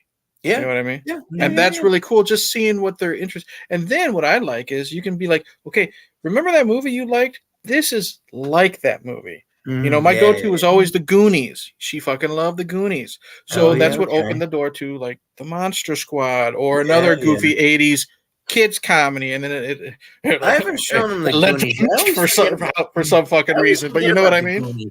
Yeah. And I'm waiting for when I can show them Indiana Jones. That's what I want. I can't wait for the day I can show them Raiders. What about have you guys gotten around to Lord of the Rings yet? Not yet. My daughter has watched a lot of the Lord of the Rings, but the problem is I have the extended edition, so she's not going to sit down for 3.5 fucking hours. But she likes what she's seen, and here's the thing: she likes Star Wars. She's a girl, 11 years old, so she loves Leia. Say what you want. She loves Rey. She's 11 years old. Okay, cut her a break. But here's the thing: I was watching season 1 of Mandalorian, and She was watching because Grogu is cute as hell. You know what I mean? Maybe Yoda. But I asked her. I said, do you like this other than Baby Yoda? And she says yes. She liked the characters. She liked a lot of the battles. She thought she didn't use the word like creativity, but she said this creature looked cool and that creature looked cool. She actually watched. That's what 8 episodes. She maybe watched like 5 or 6. You know what I mean? And she says, "Okay, I'm going to go play," but she sat down and watched it. So it just all depends. My kids are into they'll watch the Disney Star Wars shows. Like my son will he watched Ahsoka with me. We'll watch Mando and Boba Fett and all that stuff. If I happen to turn it on, they'll come and watch it, and they watch Bad Batch and stuff. So it's pretty cool. I mean that they're getting into that kind of stuff.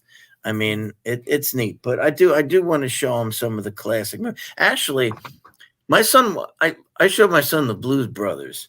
And he loved that. Oh, especially that scene where they're driving through the mall. He was laughing his head off in that chase scene through the mall. I mean, he went to bed after, but it was cool. He was loving that. Yeah.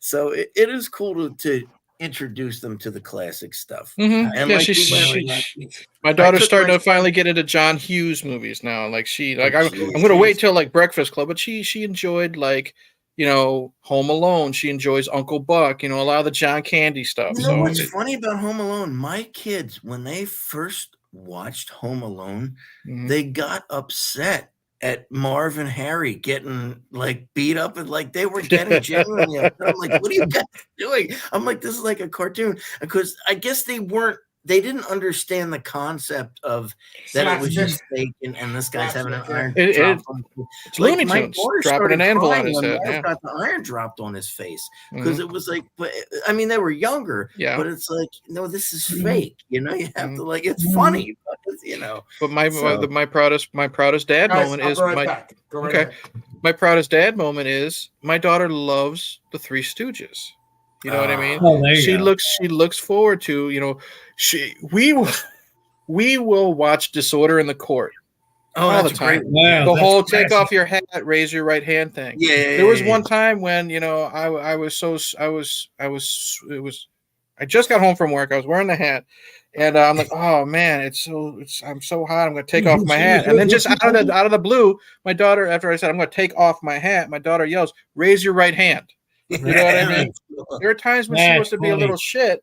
Let's just say, I'm sleeping in. It was a late night, type of thing. I'm sleeping in on Saturday or Sunday. The wife will send the kid in and go wake up your dad.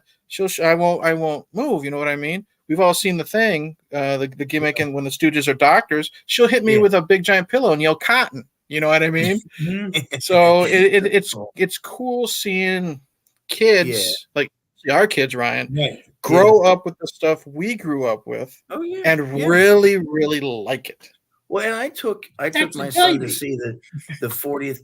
I took my son to see the 40th anniversary of Return of the Jedi, and that was cool because that was I think one of the first movies I had seen.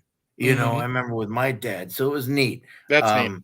I think if I remember correctly, the first movie I saw, I have a vague recollection, I think was The Dark Crystal. It was either The Dark Crystal or The Never-Ending Story. I don't know which one came first, but it was one of them. It is a lot. It is a lot of fun when you can do that. And there's a lot of movies I want to show my kids, but it's just, my son can sit through some of them. My daughter's starting to get into the Marvel stuff. She watched she watched Captain America and Iron Man. So because I do them in order like that. So next is Iron Man 2 and then Hulk. So we'll see what happens. But and my son loved Into the Spider-Verse. He was all into that movie for like a week or two. Yeah, that's my daughter's. She's huge into that. She loves Miles Morales and all that type of animation. Oh, that's an awesome movie. Yeah. I haven't seen the new one yet. But it's good. It's very long. It's very long. It's like 2.5 hours. So be prepared The for that. first one was long too. Yeah, but it's very good. We saw it in the theaters, and my daughter was about ready to fall asleep. I'm like, no, you've been waiting for months for this. You got to wake up and watch this damn thing. I won't tell you how it ends. Yeah. No, it's fine. I'll see it when it comes out. But yeah, it's really good. Cool.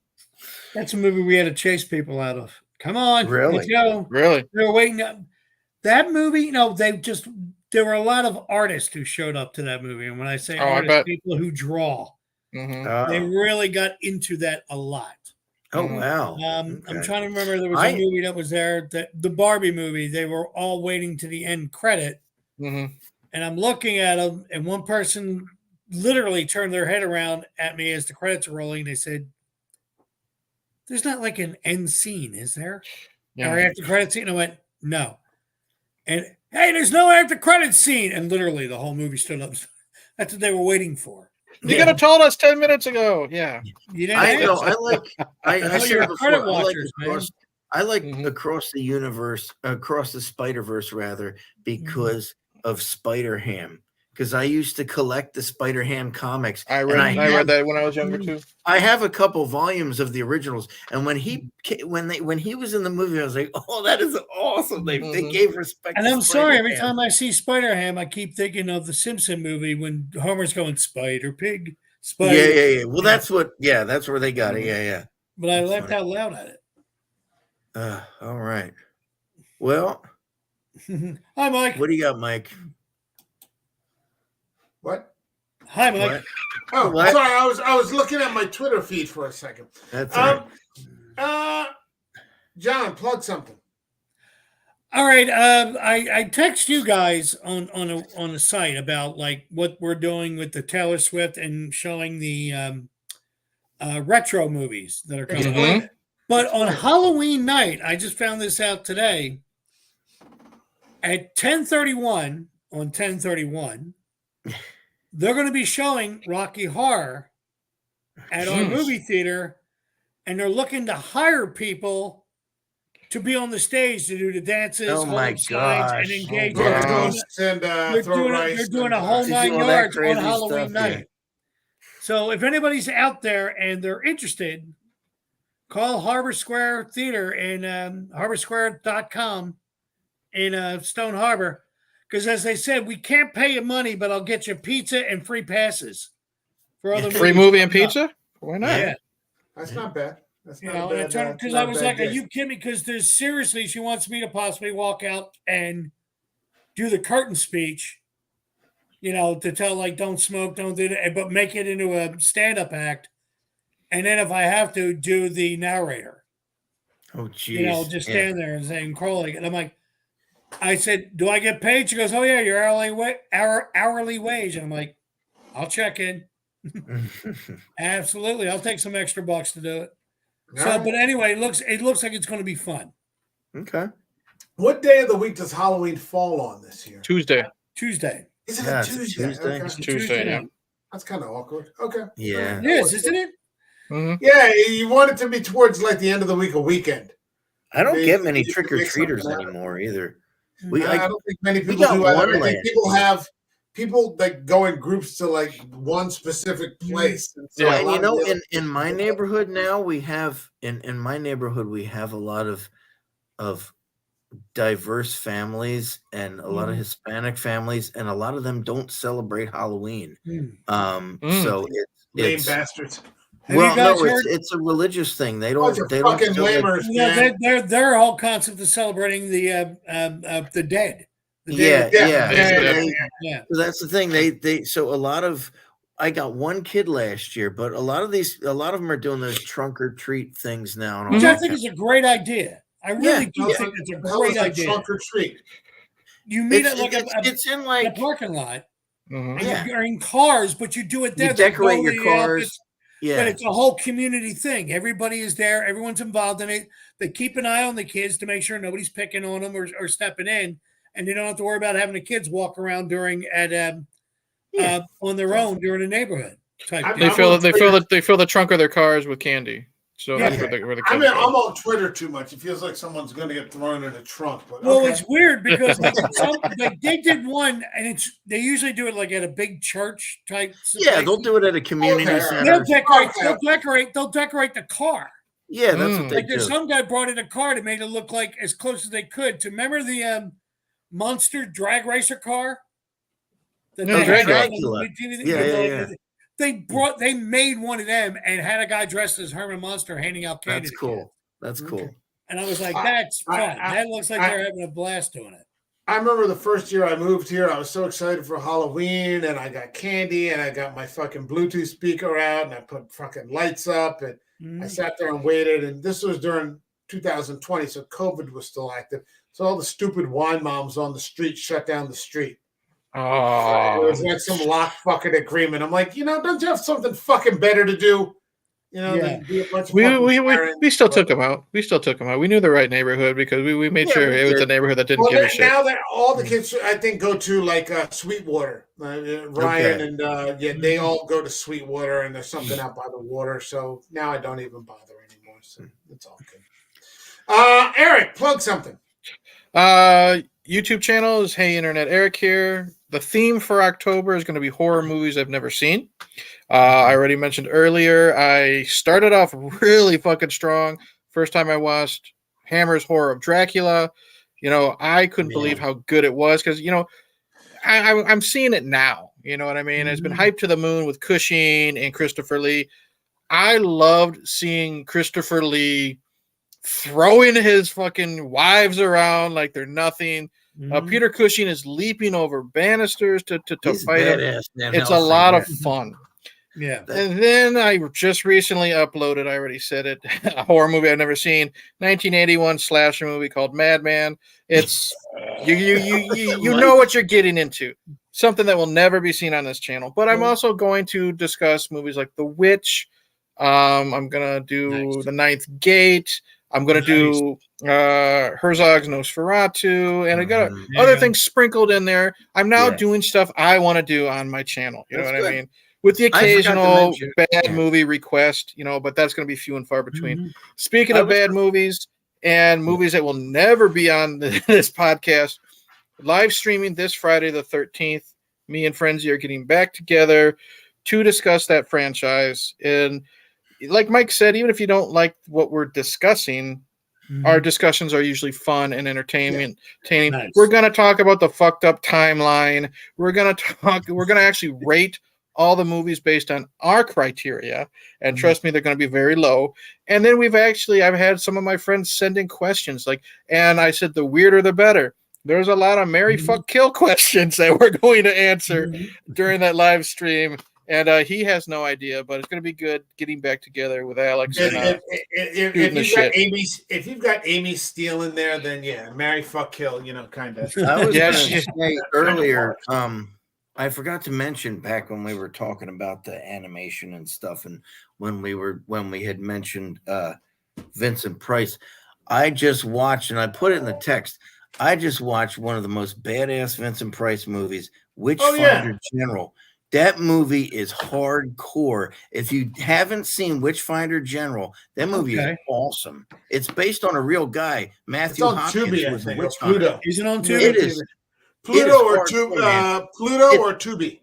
Cool. I have it on DVD, but it's part of my Vincent Price collection. But it is brutal as shit. I mean, have you seen bloody? Yeah. Have you seen a picture? I don't know if I actually posted it on the site. Somebody made an action figure. Yeah. It's Vincent Price holding the Raven. Yeah. They made an action figure of Vincent Price dressed as Edgar Allan Poe with a Raven. That Witchfinder General, it's not one of his camp. It's a serious. I mean, it's hardcore, like blood, people getting burned alive, like crazy stuff. I mean, you're like, he's literally during like a sort of Salem. Because it takes place during the Oliver Cromwell and King Charles during the Civil War, and so the courts hired these witchfinders to go out and like do inquisitors, while all this stuff was going on, they did their own sneaky stuff. So he has legal protection, but he is He is a nasty SOB, When he man. was on his game, man, Vincent Price could be. I'm telling you, he's one of my favorites. Yeah, man. I'm gonna throw this out there, Mike. I sent Mike you the pickup that I recently got. With Stone Cold and Blind Fury and stuff like that. Speaking of Price, I haven't really seen a lot of Vincent Price other than the later stuff, like the Tim Burton, Edward Scissorhands. No, you gotta watch. I just got it in the mail. Mike saw the picture. I'm actually going to do The Last Man on Earth for this horror movies I've never seen, because I love the short story or the novella of I Am Legend. Yeah. I really enjoy Charlton Heston's Omega Man. Yeah, and for what it was, Will Smith's I Am Legend was all right. But I'm really interested to see where the movies came from with Vincent Price. So Last Man on Earth is going to be for October as well. Yeah, I'm trying to find Vincent Price. There used to be a series. They used to show it in Philadelphia a lot. I don't know if it was national-wise, but I know PBS used to show it, Channel 12. Mm-hmm. They had Vincent Price doing a reciting Poe. Not like doing the movies, but it was him either sitting in a chair and reading The Raven, or sitting in a chair, or sitting at a podium doing The Mask of the Red Death. And it was just, and you could tell he was just enjoying it. He loved it. He loved every minute deliciously delivering these words that were just like, damn. He said it's so much fun to scare and to be scared. He's got a perfect narrator voice. And he does. He does. And he does a great Annabelle Lee. When he does that poem, and at the end, I'm like, why am I crying? Why am I crying at this, man? So, but I don't have too much else to plug. I'm not really doing much right now. I actually started reading. You have to set up the fucking stage production of Dracula. Well, as soon as I'm done with Much Ado, that's my plan. So, very cool. Which version? Is to do the 1924 Dracula. Okay. But I am reading. I started reading The Phantom of the Opera, and it's pretty good. It's more of a mystery than a horror movie, but it's interesting so far. Okay. You don't know who's doing all this shit, I imagine. Yeah. Well, the opera ghosts, that's all they call them. Yeah. It's pretty decent so far. So, okay. Ryan, if I can find it, back in the days when I was working at Cape May Stage, we had a guy who's since 1995 till now, he's been running the Orlando Shakespeare Festival. Nice. But in 94, he came down to direct his wife and a friend of his in a production. Mm-hmm. And while he was on the beach in Cape May, he read Dracula. Oh, nice. He never read it before. Yeah. He wrote a one-man show called Dracula, the Journal of Jonathan Harker. Oh, cool. And it's the whole story told from the point of view of Jonathan Harker. Nice. And it was funny because we got to build the stage up. There's that fake webbing you can get like at Spirit. And you can yeah. We had that, and that's how he made his entrance, because it was in an attic. And he was collecting books and journals and stuff like that. But if I can find it and you can read it, it's really a good insight of how to approach telling it. Because as he put it, one of the scariest things that he ever remember as a kid was ghost stories at a campfire when he used to go with the Boy Scouts or summer camp. And that's how he told it. He did it that type delivery. It really worked well. All right, I have to take a look at it. Interpretation of it. That sounds cool. All right. For me. Wait. I brought these out for a second. For people who think that I am a Friday the 13th hater, I am. But I am also a Friday the 13th fan, in the sense that I own the entire collection of the Friday the 13th series. Yeah, TV series. Series. I loved this TV series. So did I. Which had absolutely nothing to do with Jason Voorhees or Camp Crystal Lake. It was about two young people who were sent out to retrieve these haunted antiques. Yeah, haunted or demonic, sort of objects. Mm-hmm. And it was just a fantastic show. Mm-hmm. Louise Roby, always a thing for redheads. Me fantastic too. Stuff. For Vincent Price, the only Vincent Price movie I own, Great one. The Great Tingler. one. Yeah, man. The Tingler's awesome. That's the only Vincent Price movie I gotta loan you that box set I have. The box set's awesome. It's got Do you have Tower of London? What's that? No, it doesn't have Tower of London. London. It's got Witchfinder General. It has The Abominable Dr. Phibes, has Dr. Phibes Rises Again, Theater of Blood, Madhouse with Peter Cushing is awesome. It's got some great movies on there. Yeah. I love Theater of Blood. Okay. Oh, Theater of Blood's my friend of mine favorite. turned me on to that a couple years ago, and I was like, damn, man. Yeah, it's great. Yeah. All right. And I always did like his House of Wax. Yeah, I really did like his yeah. version of House of That Wax, was man. House of Wax was Charles Bronson's first movie. Mhm. I got this. I My saw buddy gave the Pendulum. My buddy gave Yeah. this to me. It's 3 Vincent Price movies. There Haven't it watched is. them. It's Edgar Allan Poe's Tales of Terror, which Yeah. also has Peter Lorre and Basil Rathbone. That's actually The- more of a comedy, but yeah. The Yeah, Pit and it the actually Pendulum. is. The Pit and the Pendulum and The Raven with Boris Karloff as well. Yeah. So I'm That's a interested in pretty maybe good one. checking these out I still want to see. for Halloween time. I still want to see House of the Long Shadows. That's I have the that. one with Vincent Price, Mhm. Peter Cushing, Christopher Lee, and John Carradine all in the same movie. Mhm. And yeah, It's okay. early 80s, I think. It's Mhm. okay. The lead is Desi Arnaz Jr., so that'll tell you Why is he in a it? lot of Oh, things. But that's they're not good. honestly I thought they would be the leads. The no, they're sprinkled throughout. Oh, okay. It's worth watching to see them all in a movie together, but Yeah, it's pretty forgettable. Well, It's not worth a rewatch, in my opinion. But it's I worth wanna check watching it out, though, once, just- just to There's see that- them together. Yeah. There was a movie that came out either it was the late 70s or early 80s called Ghost Story. Yeah, man, that movie's Oh, awesome. yeah. Yeah, but it Yeah, had yeah, like yeah, Fred yeah, yeah. Astaire, it had John all Huston, yeah, Yeah. it had all John these Houseman. people Thomas that were in it. Fairbanks Jr. Yeah, Yeah. And Melvin Douglas. Yeah, that's a that's a Peter Straub story. Yeah. yeah. Yeah, That's I a good remember movie. I remember seeing it when I saw that and I'm going, oh, they'll probably just be in it for a little bit. And I'm like, no, they're No, keeping they're the the main classic guys. actors, man. yeah, Yeah. yeah. Yeah, they're awesome. And I am officially showing my age. I saw that in a movie theater.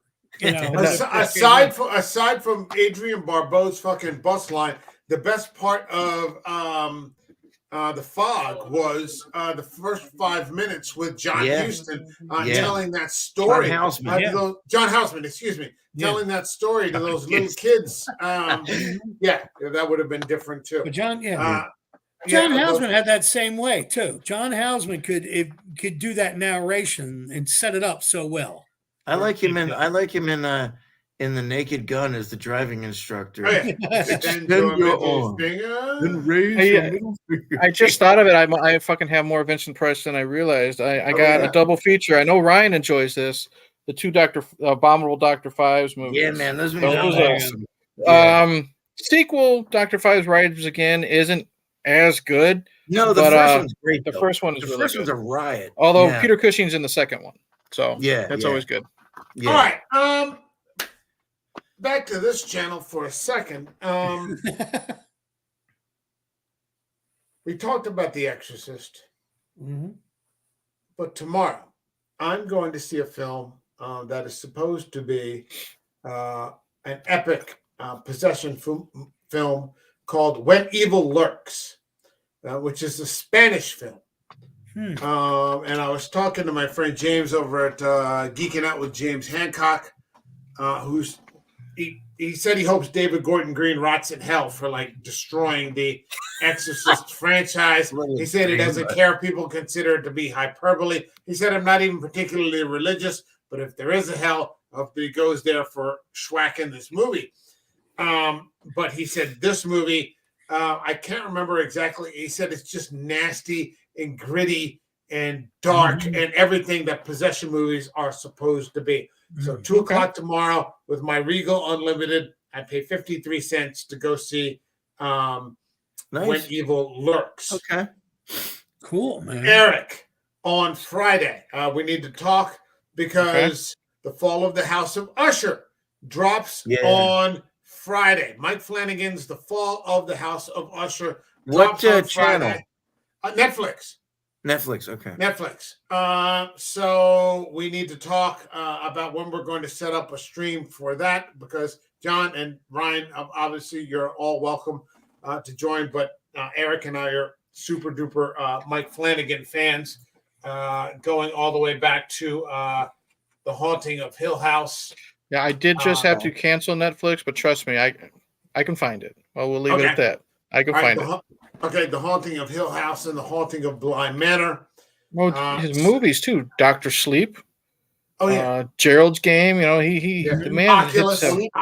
Yeah. Okay. Yeah. Yeah.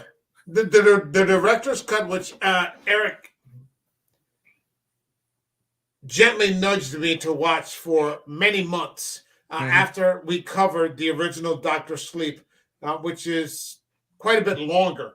Yeah, I think at least 20, 25 minutes longer. Yeah, 20, 25 minutes longer is just a fucking motherfucker of a director's cut. Yep. And one night I just sat down. I said, you know what? I'm just going to go at it. And I was like, fuck, this is good.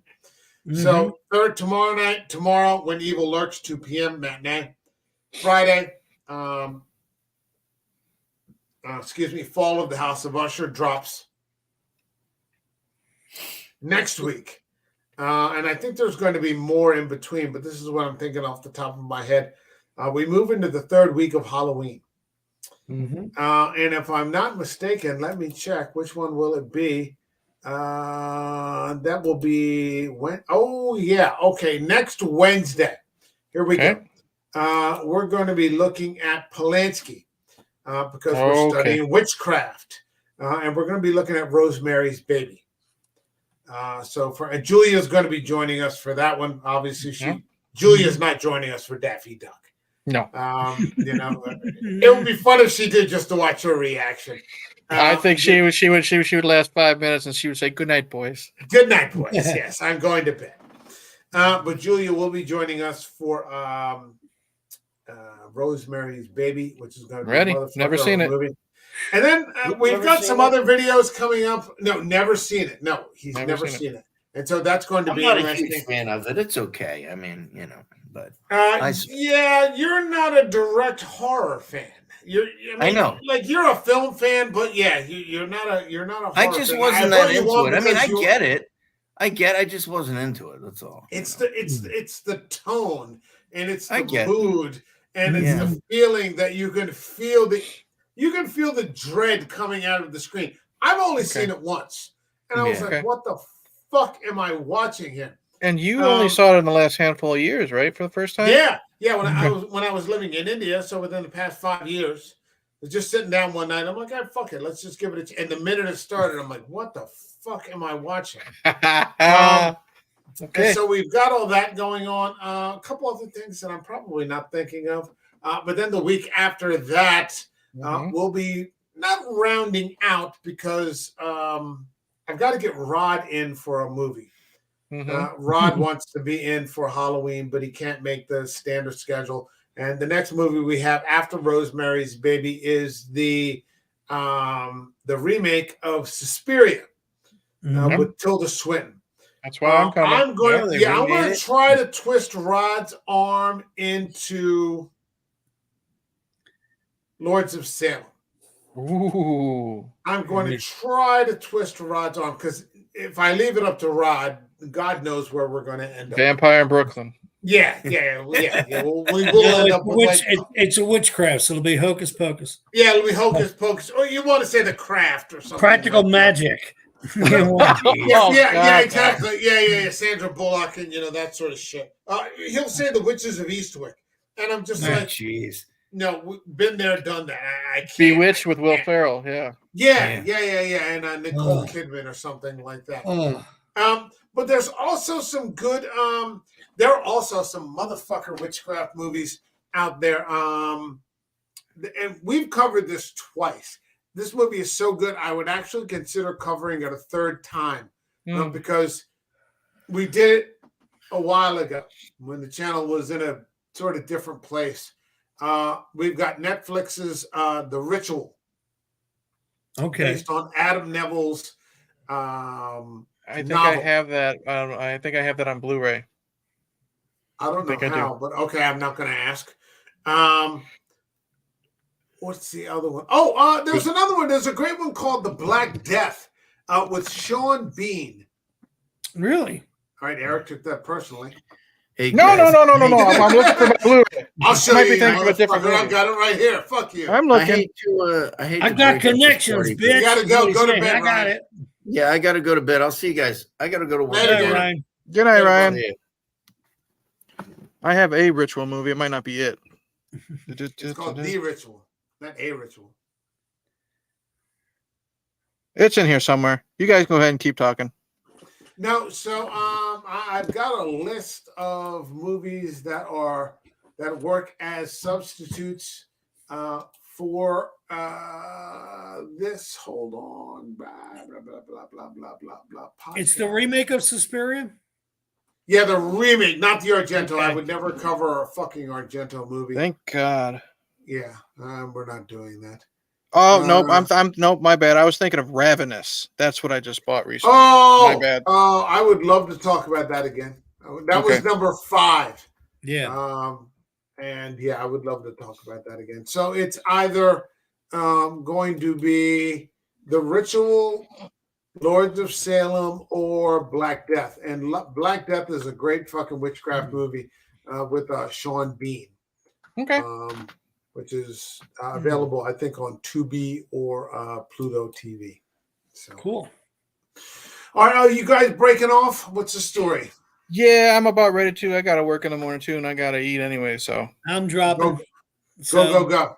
All right, my thanks to congratulations again. 200 episodes doesn't happen overnight, but here we are. We're still here, so it's all good. It's all good to me. My thanks to John K. Alvarez. My thanks to Eric from Hey Internet Eric here. I cannot thank you guys enough for sticking with me through 200 episodes. I want to say this, Mike. I started an episode, I think it was 15 or 16. It doesn't fucking matter. It was super early. It was before 20. And we did Rob Zombie's Halloween and Halloween 2. Mm-hmm. And I was I was always in the chat, but I was a sporadic guest. You know, I did like First Blood and stuff like that. I love how I'm now a frequent contributor to this podcast because, you know, we said it before. It's just friends bullshitting, talking about film. But I'm glad that I've been along this ride of yours for, I'd say maybe 70% of it. You know what I mean? Here and there. And it's been a fun time, dude. So congratulations. Yeah, I appreciate it. I appreciate meeting you. You know, John, I've known, you know, and no disrespect to John or Ryan or Bill or Rod or any, but I've known those guys for decades. Mm-hmm. To have brought someone new aboard and to have had the opportunity to introduce you and others to some new movies is the reason I do this. Well, I appreciate the fact, like, here's how my channel is. There's no editing. I don't write a script. I film everything off my fucking phone. Mike, you've seen a lot of the stuff I review. A lot of it is air quotes garbage. You know what I mean? But I do feel happy the fact that even though that's a lot of the stuff I do discuss, and I do appreciate the fact that even after our first episode together, and then we talked First Blood and I think Predator and stuff like that, that you enjoyed my conversation enough to make me pretty much a regular now. So yeah, I appreciate it. Absolutely. Thank you. My thanks to both of you. I'm just glad Mike still tolerates me after all these years. You were one of the first people I wanted to have on because you understand film. And so that made it an easy decision. Seriously, thank you. Yeah. I'm actually ecstatic. I look forward to coming on this. Me too. No, that's what talking to everybody. That's what Bill said. You know, he was like, who's on? Like sometimes I'm on here and it's just Bill before anybody gets on, and he's like, "Who's on tonight?" And I'm like, "Well, so and so, or this, or sometimes it's just us." He's like, "Oh, okay." He goes, "The thing I look forward to is seeing the other people. Beside from discussing the films, is seeing other people." Because if it wasn't for the channel, which I'm not saying me, but it wasn't for the channel and what we're doing here, this opportunity to reconnect or to see Eric wouldn't be here. So it serves a multitude of purposes. So Yep, and I'm it grateful is for all like of John said, it's something I look forward to every week. Yeah, my wife and my kid, they know Tuesdays and Wednesdays are my streaming night with my buddies, and it's something I look. Even if it's a movie I've never heard of, and it's a weird fucking foreign flick about some lamb kid hybrid, you know what I mean?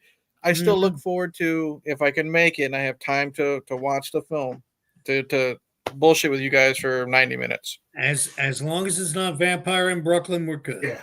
Well, that's up to Rod. The opportunity to discuss films like You Won't Be Alone. I don't have anybody to discuss those with. So yeah, here we are. It's all good. Here we are. It's a good thing. All right, my thanks to John K. Alvarez. My thanks to Eric from Hey Internet. Eric here. 200 episodes, and we will see you in the next video. All right, have a good night, everybody. Good Later, night. Cheers.